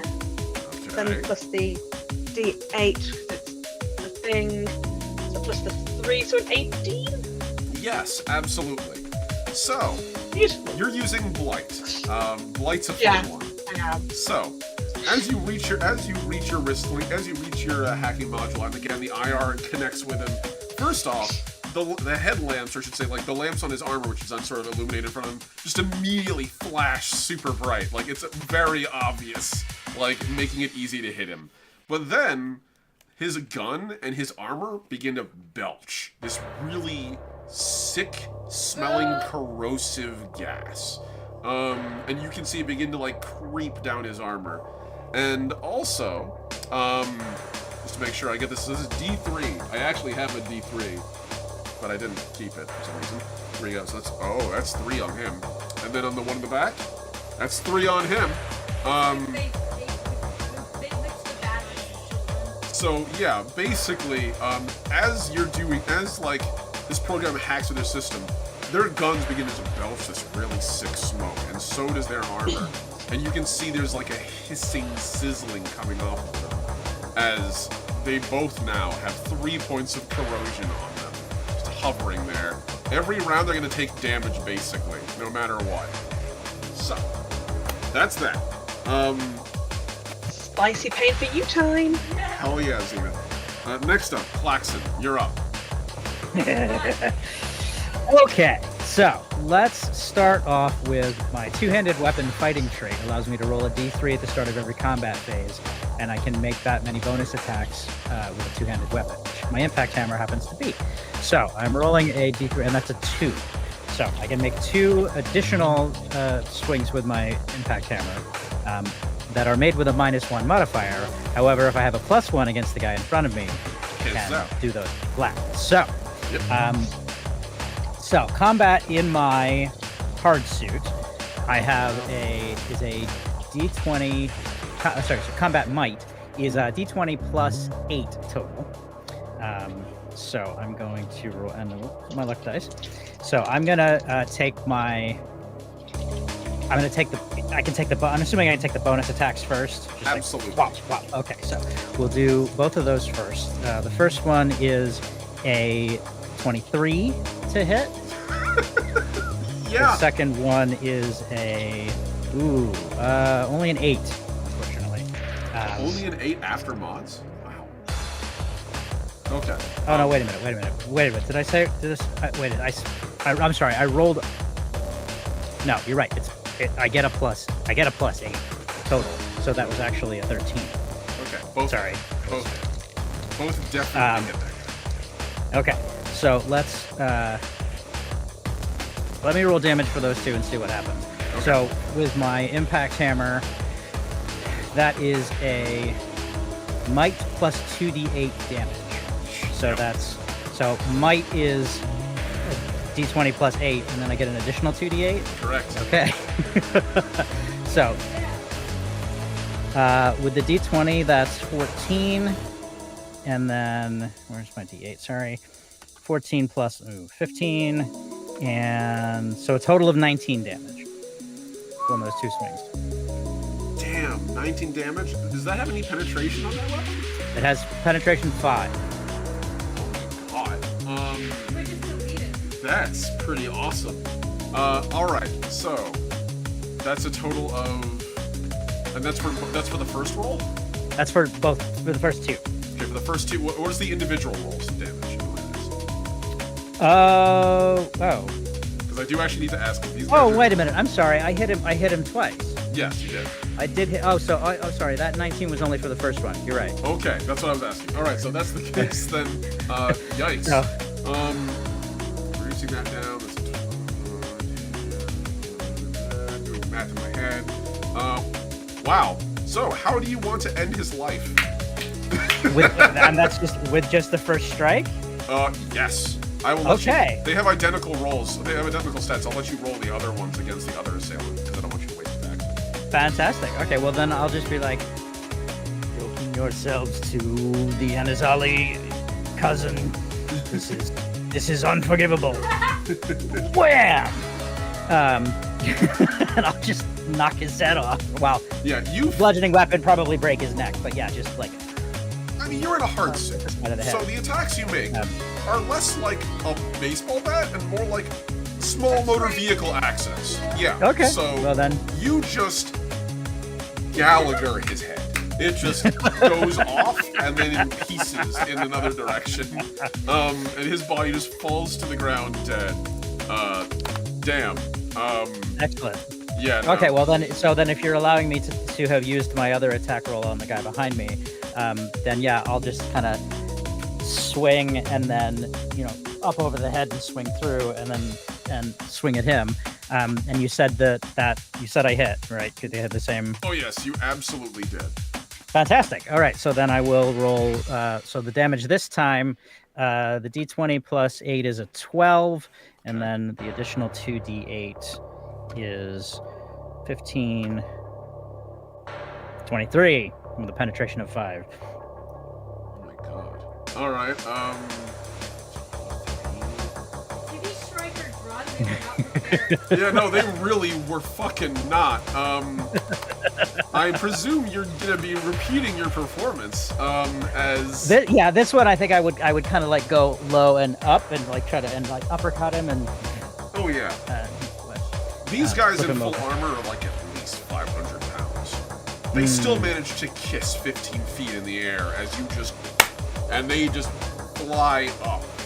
And you just can tell just from the impact alone and the fact that the armor he was wearing that was sticking out almost a foot away from his chest is now where his chest was.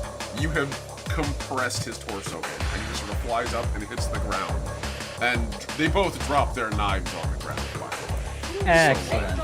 I'm just going to put those over here to make that clear.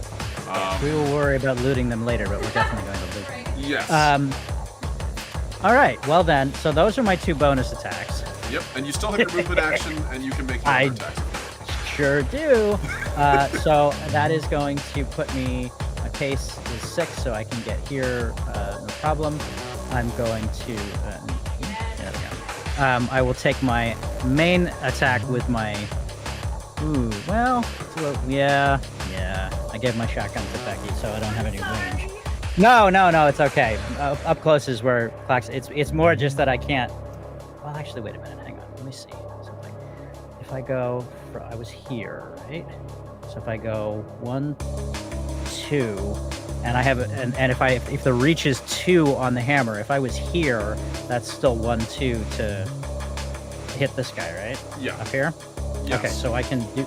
So I move 1, 2, and then I can. So if I kill him with my impact hammer, then I can go another 1, 2, and be here and be within. Is that 1 square correct. for that guy? That's absolutely how it works. Because you can stagger. Excellent. Okay, so I will run 1, 2 squares to here. I will take my this swing at this guy, and so that is again a d20 plus 8 to hit. Roll the luck dice just in case. That is a natural 1 on the d20 and a 4 on the luck dice, so that's a total of 12. But That I don't does know hit about it. because your modifier is ludicrously. Okay. Fantastic. Well, then in that case, and this one, sorry. You know what? I get an additional. Oh no, sorry. I don't have the -1 to this penalty or this attack, but Correct. this guy also doesn't have the +1 from. Yeah, so it washes out anyway. Excellent. Okay, so d20 plus 8 for. That's okay. That's 25 plus 4 is 29 plus another 6 is 35 damage. You know, some days a character just goes on a tear, and you gotta respect it. Again, how do you do this? I think this is so. I'm sort of running in this direction, and I think there's like a I've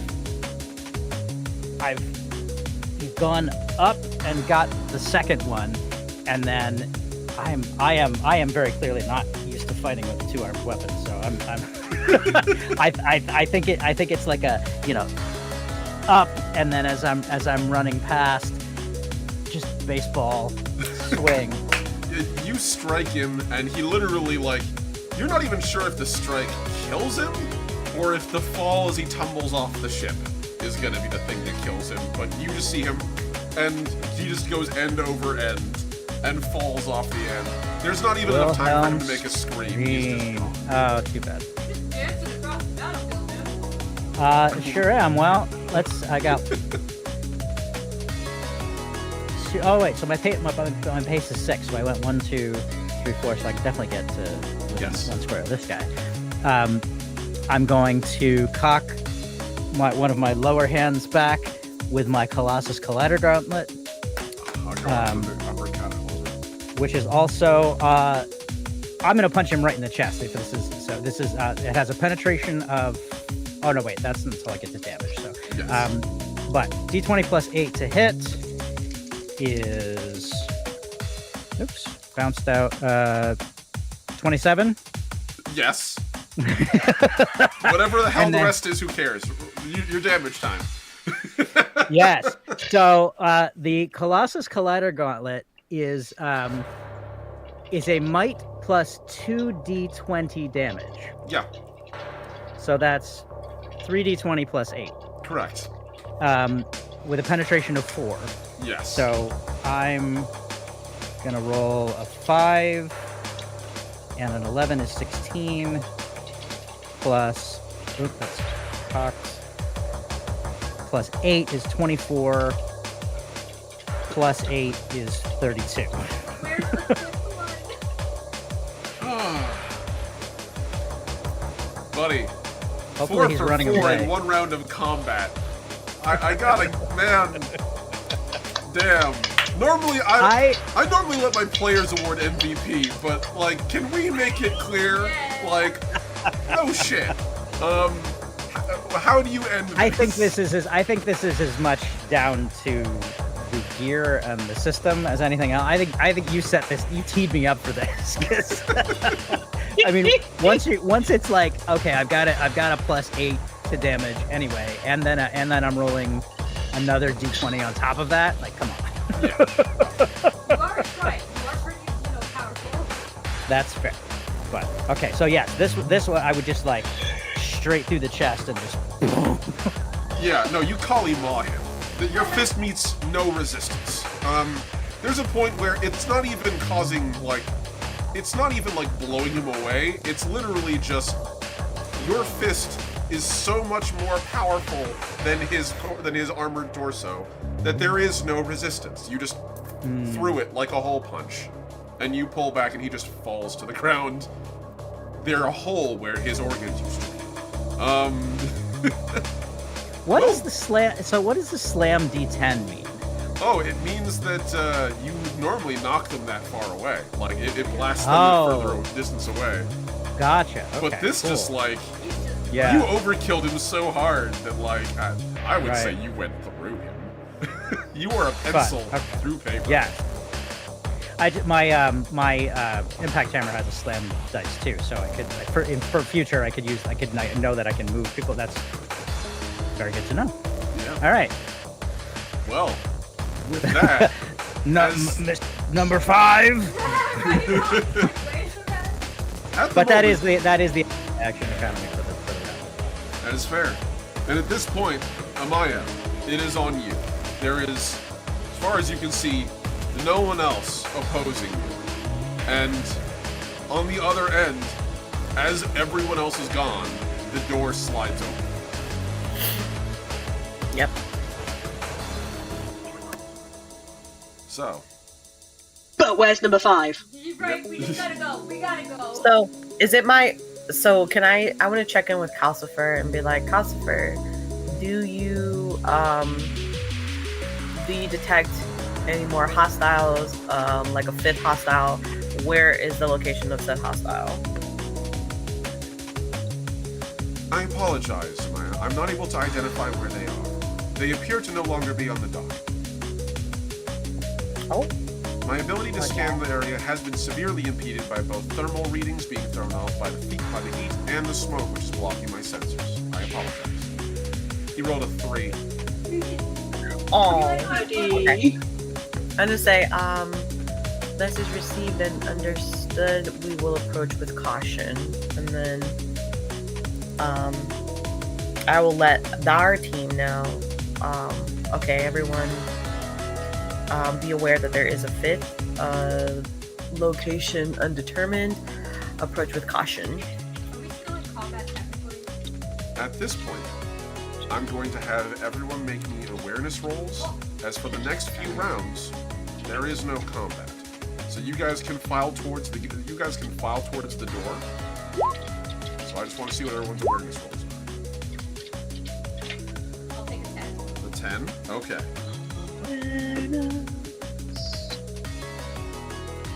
So I got a 5, but again, if I failed it, I can re-roll it. That is fair. You can re-roll it. So re-roll it. And I got a 4. You are reliable, my dude. As long as I can see a target.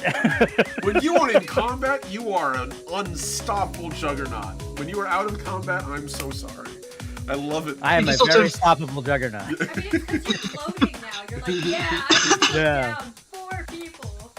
All right, so what's everybody's rolls? JJ, I want to hear your roll first. You're muted. You're muted.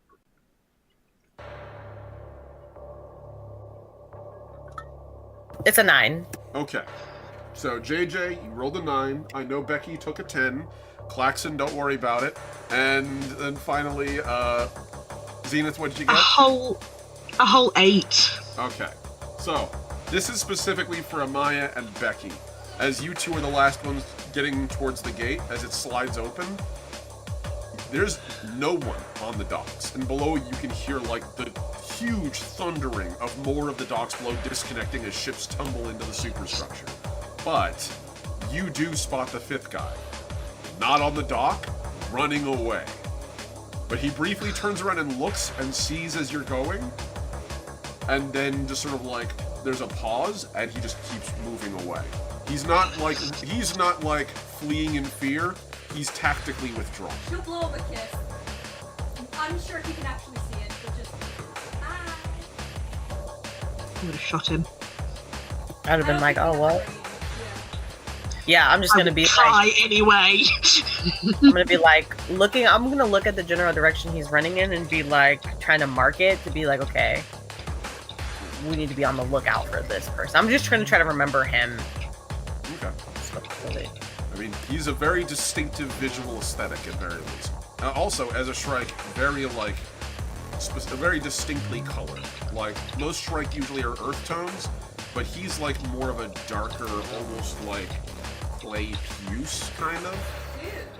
You know, like you have like painted canyons. He's kind of like that really, really dark towards the bottom canyon, like clay, where it's almost more ash than it is like normal clay color. Very distinctive. Although then again, who knows? That might be him obscuring himself with camo. But you have a couple things on him for sure. yeah, just the condescending. Thank you, JJ. Much love. Oh, you gotta go. Yep, Bye, this is bye. perfect Yeah. timing. Bye, I darling. appreciate you sticking around. Bye, friends. Bye. Good luck. Don't die. Okay. We'll try. I'll see you guys next time. Take care, JJ. So, as you guys, all of you, and I'm going to move us from the combat back to the main page. I'm presuming... Meki comes pounding up. Sorry, I'm late. So the I'll take the knives that the other Shrike dropped. Yep, there's 4 of them. So, I'm gonna actually roll a die on that. Hold on. Oh no. There's 3 of them. One of them got sent over the edge by the insane kinetic force of the dude's head getting removed. Fair. Zenith notes to Clax on my past. Excellent work. That's what I do.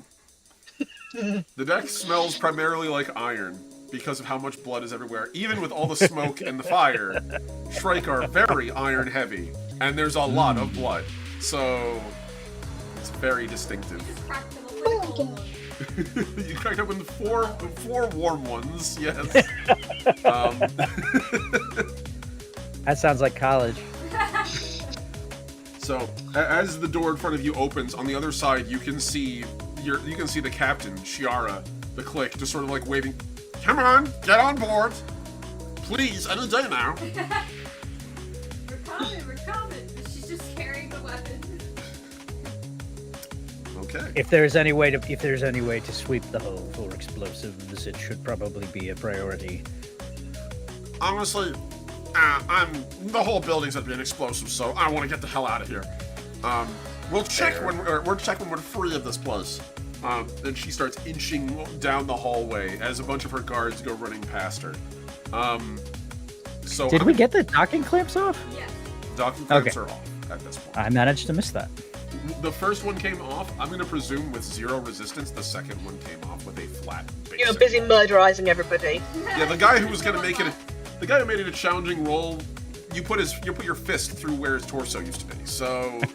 unopposed. Okay. So, you're taking the knives. Are you taking anything else off their persons or their bodies? It depends on what it is. Do I make an engineer roll to find anything of value? That would be awareness. Zenith will help. Yay! It's Okay. worth doing in case there's anything useful or You could also just- identifying or useful. You also could drag the whole body there. It's like Claxon will the one that whichever one looks the least mangled would just grab it by its armor and drag it onto the ship. Oh, 'cause, dang. yeah, Okay, that works. That is perfect, actually. a further a more casual examination after we've gotten to minimum safe distance. Fair. All right, cool. So, as you guys pull all these folks onto the ship, and I saw your rolls, 18. 18, and what did you get, Lolly? If I'm helping, do you want me to roll the same awareness again? You roll or? the same. Yeah, you roll the same roll, and then basically you would add half of it to hers. So.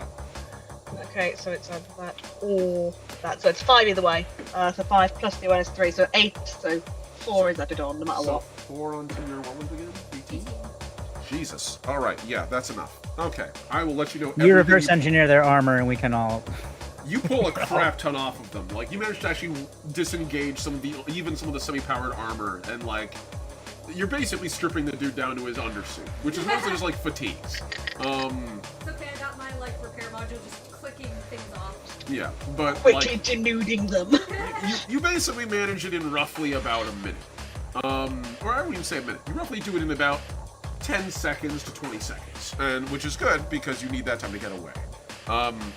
And as you I've drag... never seen a Shrike wearing a banana hammock before. It is disturbing. And as you guys drag this on, I'm going to try not to think about that image in the future, because that raises whole questions about Shrike anatomy that I have answered and don't think I should talk about. So, as the... Hey, it's all internal. See, that was what I was trying to avoid saying. As you drag them onto... As you drag that corpse and the stuff you pilfered off of one of them onto the ship, the doors seal shut, and you hear from all over the ship, "Please secure yourselves. We're making emergency getaway now." And at this point, everyone make me an endurance roll. No. Yeah, every once in a while I get to make you guys roll the weird ones. Oh, yay! If anyone has athletics, I'll let you roll that instead. 11. Okay. Oh, okay. Does my hacker look like she's athletic? Just saying. So if we can do athletics, then I get a d20 in my hard suit. I get a right. Innate plus 3, yeah. Plus 5. Okay.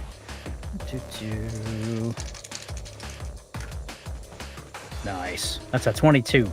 Oh, well, my luck die explodes, so maybe I'll just see what happens there. Okay. Nope. Okay. 22. Yeah, I had 2 exploding dice and still 11 on gold. So you got an 11, you got a 22, and... I did. Ollie, what did you get? I got a 5. Okay. So, Is that high enough that I can stick out a stray arm and grab one of them just in case? dare I say yes. So, Okay. what ends up happening is the ship, when they say emergency evacuation, they aren't kidding. Ships normally slowly accelerate because, you don't want to kill your crew. But when you're facing immediate death anyway, safeties come off.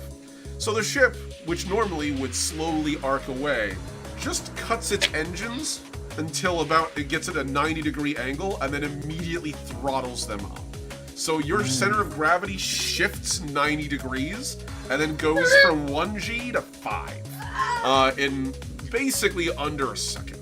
And so as that's happening, Zenith, you just kind of start falling backwards. And literally, you don't even have a chance to change your angle before the floor carries you, and then you're just in an elevator shaft. Becky, you managed to reach out and successfully grab on to one of engineering grind. Yeah, you basically get to slam your wrench onto one of the pipeworks nearby and sort of hang from that. Klaxon, you are weirdly on the ball for this, more than you expect. You just realize oh, gravity, I'll just follow it. And you literally just step along as the gravity plane shifts. And then because you're so large in your hard, you can actually straddle the hallway. And you just sort of catch Zenith as they fall past you with the spare arm. Gotcha. Which is good, because the ship then goes from 5Gs to 10. Big coats. As you rapidly accelerate out, and behind you, you can see that the part of the dock that you are in finally bends inward and falls as thousands of tons of steel collapse into the flames. And so, with that, I'm going to ask, you've been going for a bit, does anyone need to go to the bathroom? Because I feel like this is going to take a brief bathroom break. Okay. We're not going to go too much longer. I figure we got probably another 15 or so, 20 minutes tops. So let's take a quick 3-4 minute break, do your bathroom stuff, and we'll get going again. Sounds good. Thank you guys so much for accommodating. Alrighty, guys. We'll be right back with more Legacy First Flight. Thank you all for your patience. We'll see you shortly. And remember, your mics are always live. So don't say anything that you wouldn't want to be preserved forever on YouTube, on my channel, at Terms of Service. I like how the doggo basically perked his ears at that and left. The dog's like, nope, I don't want to get in Terms of Service today. I also didn't expect a Shrike biology lesson today, Sir Bones. Also, look, I'm sorry, I know too much. It's all right. It's you know, it's the curse of doing a firm sci-fi setting. Is that I design their anatomy, and then inevitably that question comes up, and then I answer. Well, yeah, because then you have like interspecies relationships, and how are you compatible? Yeah, it's tabletop role-playing questions, right? The question of like, so, how does it work? And you're like, oh, God, I know it'll come up. Even when we fade to black, it comes up. But also, to everyone who's currently watching, I want to thank all of you guys who are there. Please hit the like button, hit subscribe, help this channel grow so that we can continue to broadcast. I'm very grateful for everyone who's done so far. We've gone very quickly from no subscribers to 11, which after like just 2 broadcasts is really not that bad. So thank you guys so much. I appreciate all of you. I'm gonna do my best to avoid being super pluggy, just to make you all aware. I do my best to try to earn you guys subscriptions and follows, but every once in a while it helps to remind folks you can like and share the video and follow it as well. So You too can be a Shrike. you too can be a Shrike. Also, if you're curious about this campaign and this setting and the tabletop role-playing system we're using, Legacy First Flight is in fact actually a tabletop system designed primarily by me. I have been making Legacy First Flight for the better part of 20 years, and I'm currently running it in closed beta with this crew. However, my goal is eventually, I want to be able to release that beta open for everybody to be able to play.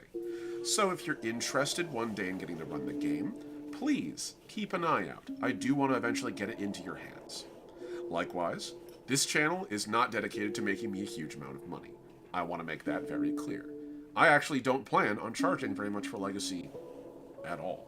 I, however, have to admit, well, I'm not doing it because I don't like asking for money. That's really what it comes down to. It's not that I don't think that I'm worth it. It's that I don't do this for money. Capitalism stinks. We want to create for people. I would be making this even if no one was paying me.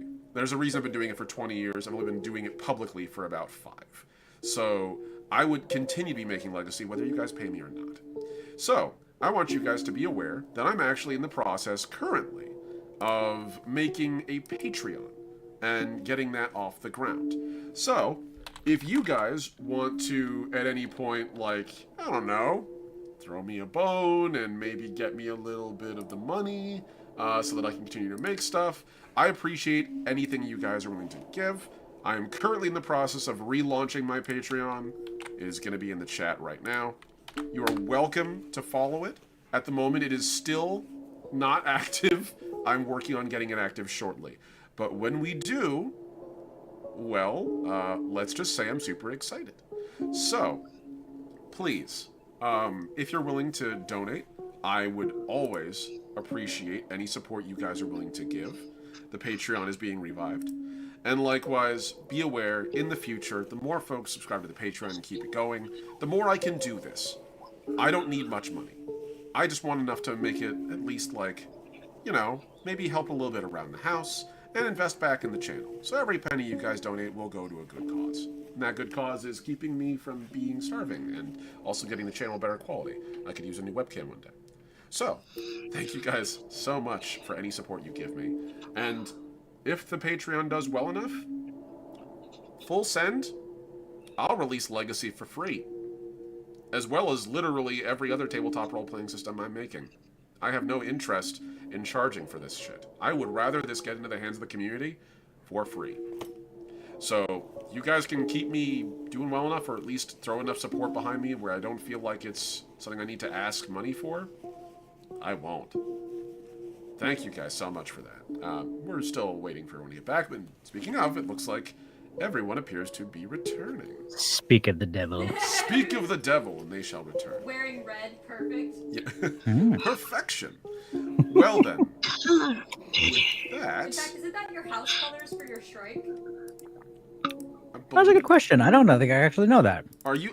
Your score, right? House score. Lash, which is a vassal of House Score, yes. Gotcha. Correct. Okay, If I that's- thought it was Brax. Yeah, if that's the case, that'd be orange. Score is actually Oh, red. even better. So in this Okay, case, there we go. yeah.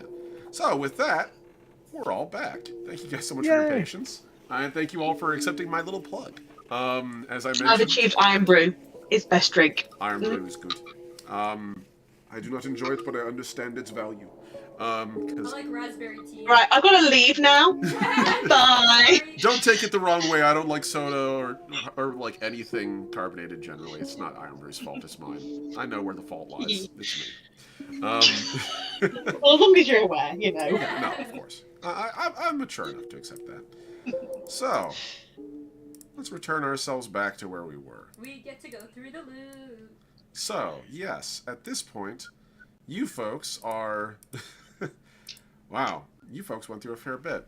As the ship rumbles away, the next few... I'm going to say the next, 20 minutes go by pretty quickly. Oh, and Becky will return the knife and the shotgun. Oh, yeah. Well, you'll get the chance. You'll get the chance. As the next couple of, minutes go by, things kind of start stabilizing again. Most of the ships that are made inside of the structure that have not evacuated. The ones that didn't either fall into the core, or, well, eventually they manage to get the flames under control. Thankfully. It takes the entire brigade of the city to put it out. And, very clearly, it's not going to work again. They're going to need to rebuild it, because it is a molten mess at the bottom. But, thankfully, things seem to be relatively quiet and calm. There are thousands of emergency response vehicles all across the region. And you can see that people are stunned and shocked, as eventually you guys do manage to get your lander and land in your smaller vehicle that doesn't require a dry dock as your ship returns to orbit to just sort of hang out there, as many of the ships are.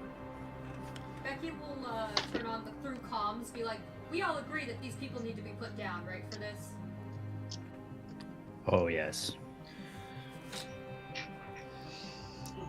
So, my question is, I'm going to presume that Amaya is currently busy running interference through the Union to try to get aid, for at least, emergency relief aid, as well as also that she's probably briefing Oren on what the fuck just happened. She also marked where the other insurgent went. Becky can follow up on that. Well, you can, but he was on the upper floor of a burning building, and you guys left that building kilometers behind you. That's So, but you did see that he did, at least as far as you could tell, escape.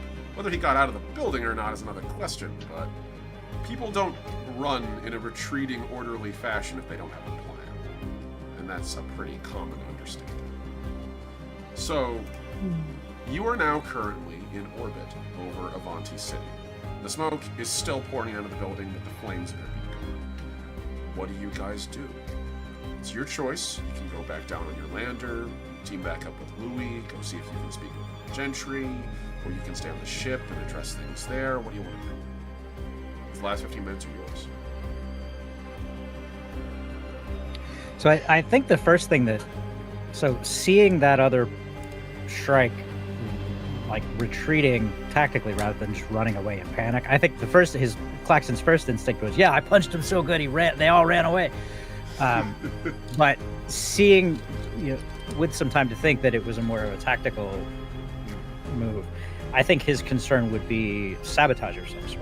There had been some kind of either something attached to the outside of the ship or something done to, because assuming in dry dock there's any number of available ducts or outputs or whatever would have been relatively quickly accessible. So there's what do we need to do to make sure that nothing happened to the ship while we were trying to get to it, I guess. Okay. Boy, that was a lot of words to say. We need to check for bombs. That's fair. I'm gonna let you guys decide this in character if you guys want. But that's a very good suggestion. So if you wanted Klaxon, you could start searching for bombs, and you can communicate that to somebody. Yeah, there was a fifth who was not engaged. Could have made any number of alterations or attached something to the hull. We should And Becky will help investigate that. Yes. She'll nod. Obviously, Apologies for dog. Yeah, then she'll just get to work. Okay. Yeah, I don't know that I actually am other than to physically like go into compartments that would be near that part of the hull. Klaxon doesn't have any computer or sensor or engineering or whatever skill to actually make it happen. Because we assume there was only the one airlock that was on the deck level, and we assume that there wouldn't have been. We think at least that they wouldn't have been able to physically get into the ship any other way. Yeah, probably not. The only access that would normally be would be through like either the airlock or through the cargo doors, which you guys don't open the cargo on your ship because you have habs in there. The only time you open the cargo on your ship is to let your lander or one of the vehicles you carry out, and you weren't doing that here. So it's very unlikely they got in. That said, the exterior, who knows? Right. Shrike, are very good climbers, hence the 4 arms. Right. So if there is an option for like a spacewalk or something, Klaxon would volunteer to do that, but isn't going to be able to do much from if it's a sensor based thing, isn't going to be able to help much. Okay. So Klaxon, sounds like you'd be doing a spacewalk for that. You can absolutely do that in your hard suit. Guess what? Your hard suit is vacuum sealed. Yay! Becky, you're going to be doing a thorough scan of the interior of the ship to make sure there's no weapons and bombs. Zenith, what are you doing? I was going to say, if there's anything that Zenith can be doing from her specialty to help, then we'd be looking at doing that. Let's see. So you want to also help to look to make sure that there's no bombs, or like make sure it's secure, because she knows what these guys could be like. Okay. Make me an awareness check, specifically you, Zenith, an awareness check and add espionage. Okay.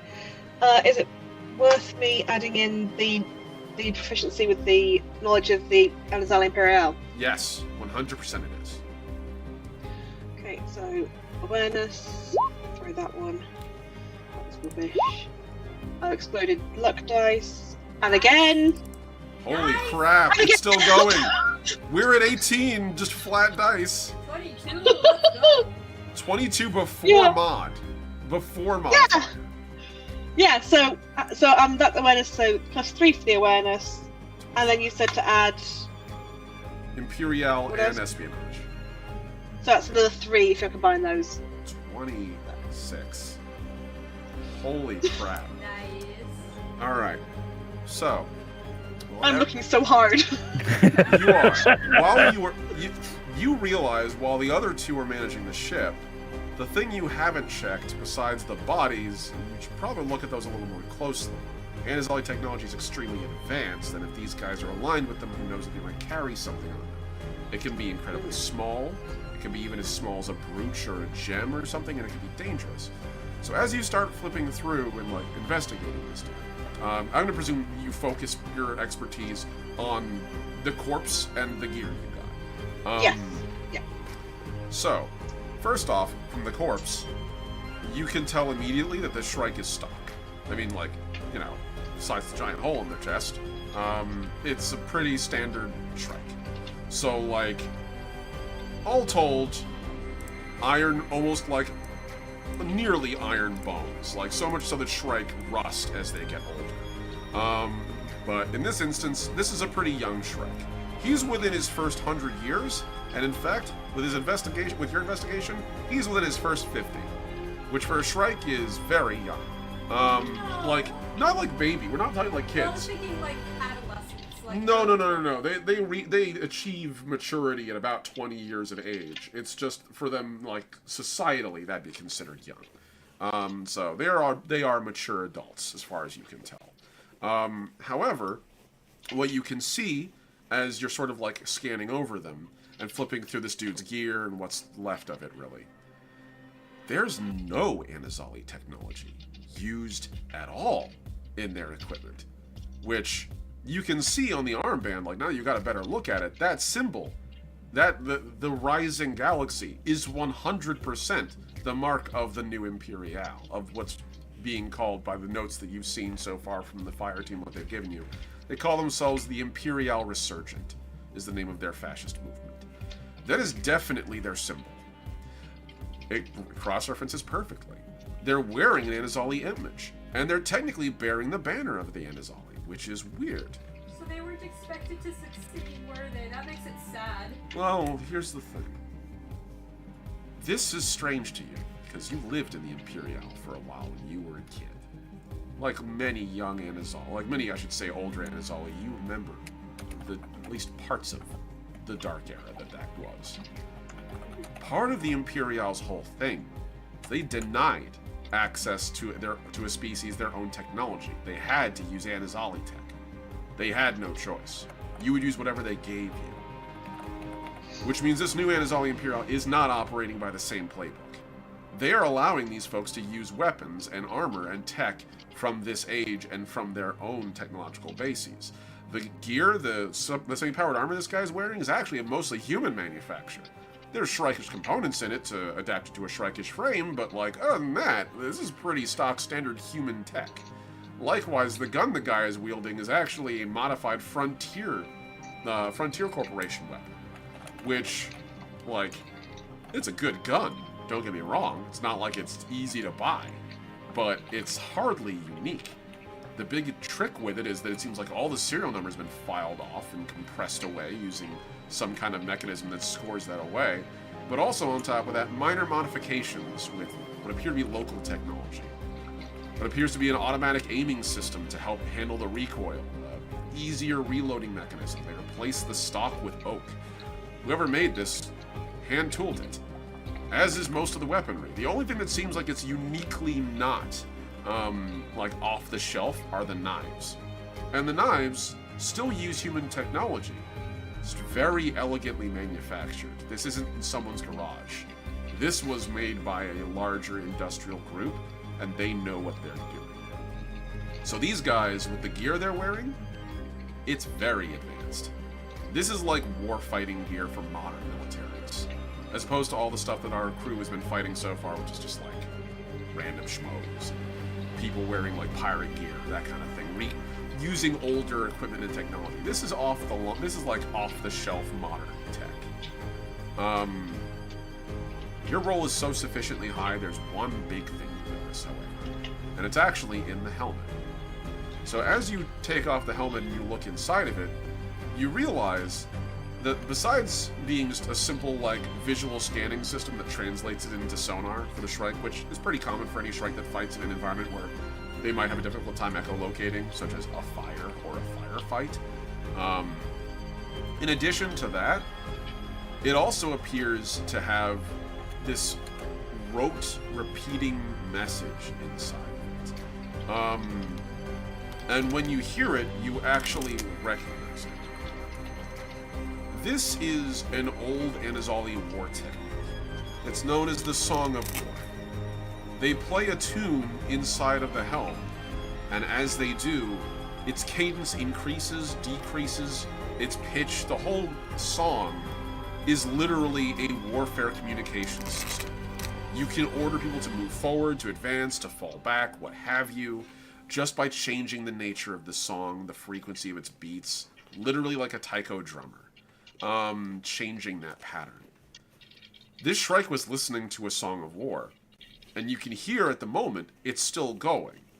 But what's strange is it isn't sounding a retreat or fallen quiet like it usually does after battle. Instead, it's sounding the same pattern over and over and over again. It's a pattern you recognize. Advance, advance, advance, advance, advance. As you're listening to that, we fade from your scene. Becky, make me an engineering roll. No. I am uncomfortable now. Also, typey, sorry. No, you're good. Thank you for taking notes. I appreciate you. Jesus, 14. 14.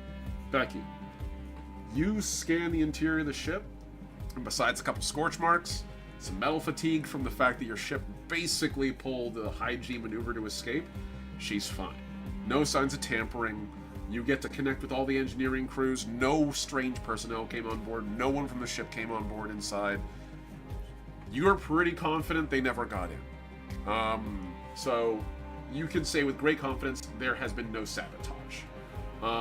Furthermore, you also can be certain there's no sabotage because you cross-reference Calcifer and also your friend Delenray's sensor logs, and neither of them detect any electronic infiltration as well. Aw, thank you, Galloway.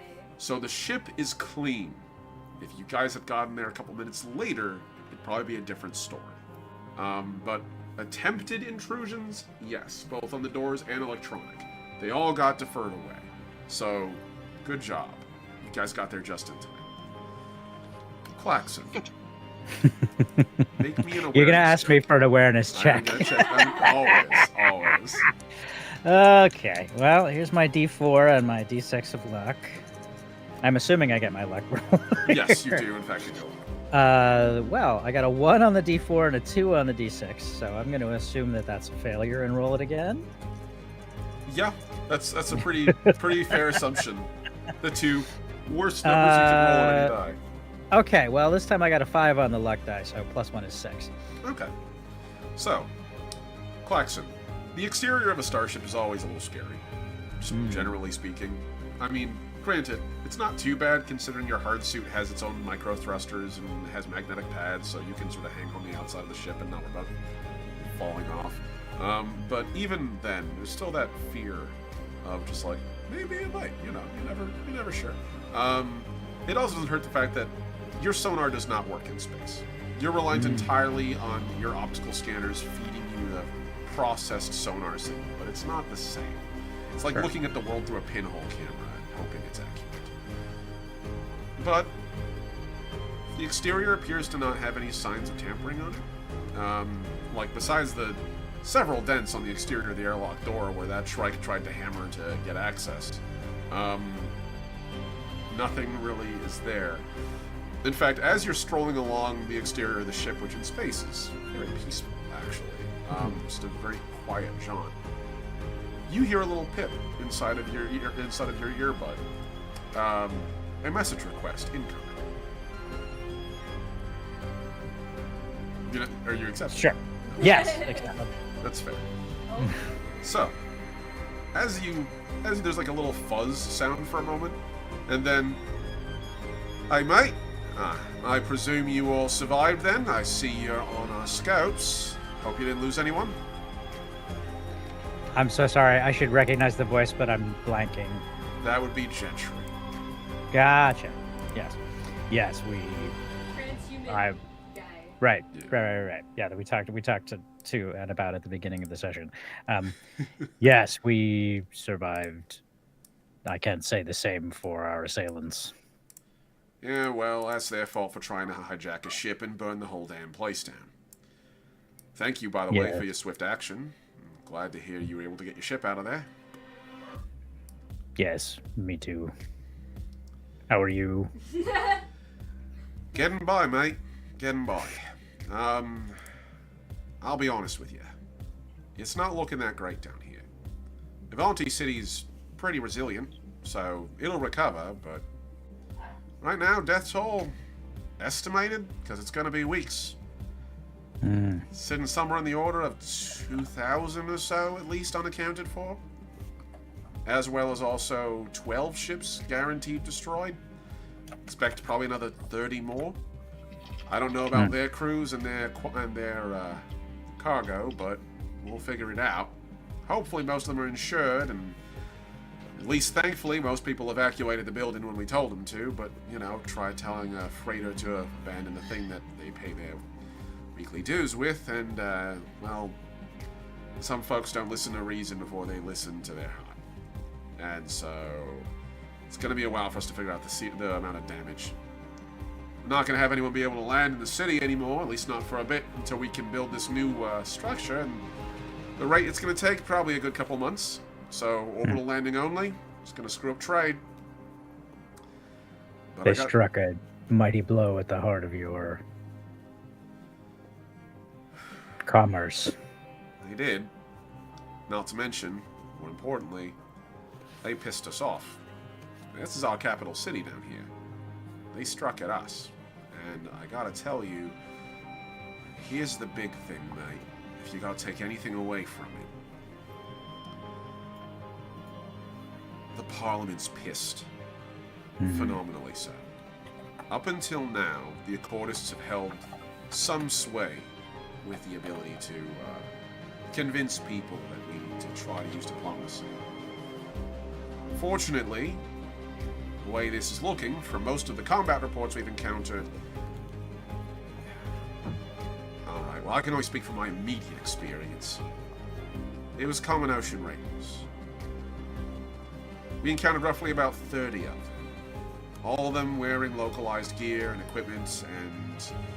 I don't know what the hell you all fought, but, well, it looked like as if they managed to hijack a JSA craft, fly it over to the structure, crashed it in, and then bailed out and started attacking.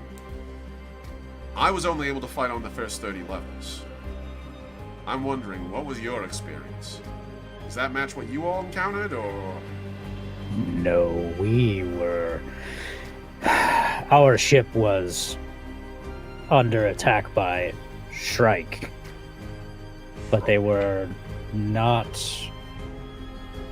Well, they were not fighting honorably. They were fighting under the banner of the Imperial. Why? Hold on a minute. Give me a second. And there's a soft, like, on your mic, and then a click sound, and then your hard suit, the interior of its, like, lighting, which, again, you feel through vibration, gotcha. changes in its frequency to roughly what would be equivalent to red, letting you know that it's secure. The comm has been resecured. Black? Yeah, pretty much. So those terrorists you were talking about, that's them that attacked you guys up there. Yes, and they were there under the cover of whatever attack happened on the structure itself, so if they were not directly responsible for it, they were at least informed in advance and able to attack us under cover of that. So, unless you believe that the Kaminoshans are either working with or have been infiltrated by the Imperial Resurgent sufficiently that they would be able to use that attack as a cover for a different operation, I think we need to at least examine the possibility that this is a false flag. There's a brief, like, camera that pops on, and you can see, like, Gentry on the other end is sitting inside of his mech. Which is weird, because avatars, literally, you fall asleep in them, and then you wake up as them. So it's kind of like an Iron Giant situation more than... Or like, God, what was the name of that one show? The one with the weird suits? Yeah, the one... The one that was Rooster Teeth. Where you... Oh, Red vs. Blue? No, sorry. No, the mech one. The mech one. Oh, Genlock. Genlock, yeah, it's like Genlock. So I understand what all those words mean, but in that order, they mean nothing to me. So. That's fair. It's Pacific Rim more than it's Gundam, if that makes sense. You become your machine. And so that means he's disengaged his avatar control, and he's just sitting in the cockpit seat looking at the camera. Which means his avatar is probably whatever it was doing. It's probably just standing there silently. Menacing. He looks livid on the other end. I'm not gonna lie, that sounds very fucking likely. Kaminoshans are incredibly skilled. We often devalue their capacity to fight at our own peril. However, this doesn't sound like that. And it, I'm not gonna lie, sounded too fucking good to be true. I would have been surprised if this was a JSA-led attack. That's something that seems sophisticated and sufficiently fucking dubious enough but I don't know very much about this resurgent you're all talking about. We haven't encountered them, and frankly, this is the first I've heard of them today. So, please tell me you saved some evidence from this. Only a corpse with its full armor and weapons. Is that sufficient? Alright, that's a good fucking start. If you can share me some data, you can get me scans, I'm not gonna want that fucking body. Not yet. I presume you have your own work to do with it, your Voyagers, you do you.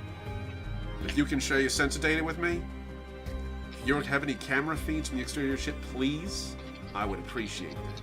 Because right now, the Evanti are spoiling for a war. And the Accordists, at the moment, they just held a joint session of the Parliament. They called for a vote of no confidence in the Accordist movement. It's going to be several days till we see that finish playing out. But the way things are looking, the expansionists are looking to possibly take control of the Parliament. If they do, the Evanti aren't going to be sitting on the sidelines anymore. So, get that back to me as soon as you can. And watch your ass, because you're the only ship that's encountered these people. So they were hunting for you. Nothing else. Indeed. I will have Becky or Zenith, someone who can air type will send you the data. Roger that. And, well fought, Shrike. Thank you. And with that, we're gonna end the session. Hey! All right. I like how it almost sounded like Klaxon was gonna say the little people, like the smaller ones. Wow. By the way, I'm justifying him knowing terms like false flag because I have a +1 in military history. So. Yes. Yes, 100%. You all have the equivalents. Like, honestly, there are some things that there's no cultural equivalent, but, like, you guys have been For fighting red war for so herrings, long. Yeah, exactly. You know what that is. I want to thank everyone who tuned in today. Sir Bones, thank you so much. Obviously, everyone who was here, I appreciate you. Louis, much appreciated for popping in. I should say by Louis, I mean Paul of Ampersand Productions, who is an incredible creator. Also subscribe to them. They're cool. And as for... Good to see me boosted from their channel. Yes, and I'm very lucky to have Ollie in the campaign. She's great. You can find everyone involved, including those who are not present today. Their contact info is in the video description, along with all of the creators of all the music that we used in this video today, which includes, in a not fully comprehensive list, but Totamori, Scott Buckley, Punch Deck, Techno Axe, and Necto Ulin, all of whom have provided various resources for people to use their music for free, as long as they are credited, and you can find the names and the addresses of those relevant ones below. Please, in the future, if anyone out there wants to run games, look these guys up. Their music is incredible, and they all deserve your support. Even if they don't get financial very much from it, I recommend throwing them a penny. Scott Buckley especially, I've thrown a coin to my Witcher there more than once. So... We use him for Homebrew Havoc. He's spectacular. He's phenomenal. To everyone else, you can find me on Blue Sky and Tumblr. Both of those are below. And remember, subscribe, like, share. We're doing this on YouTube because it sticks around. So, take care, everyone. And I'll see you out there, Voyagers. Peace.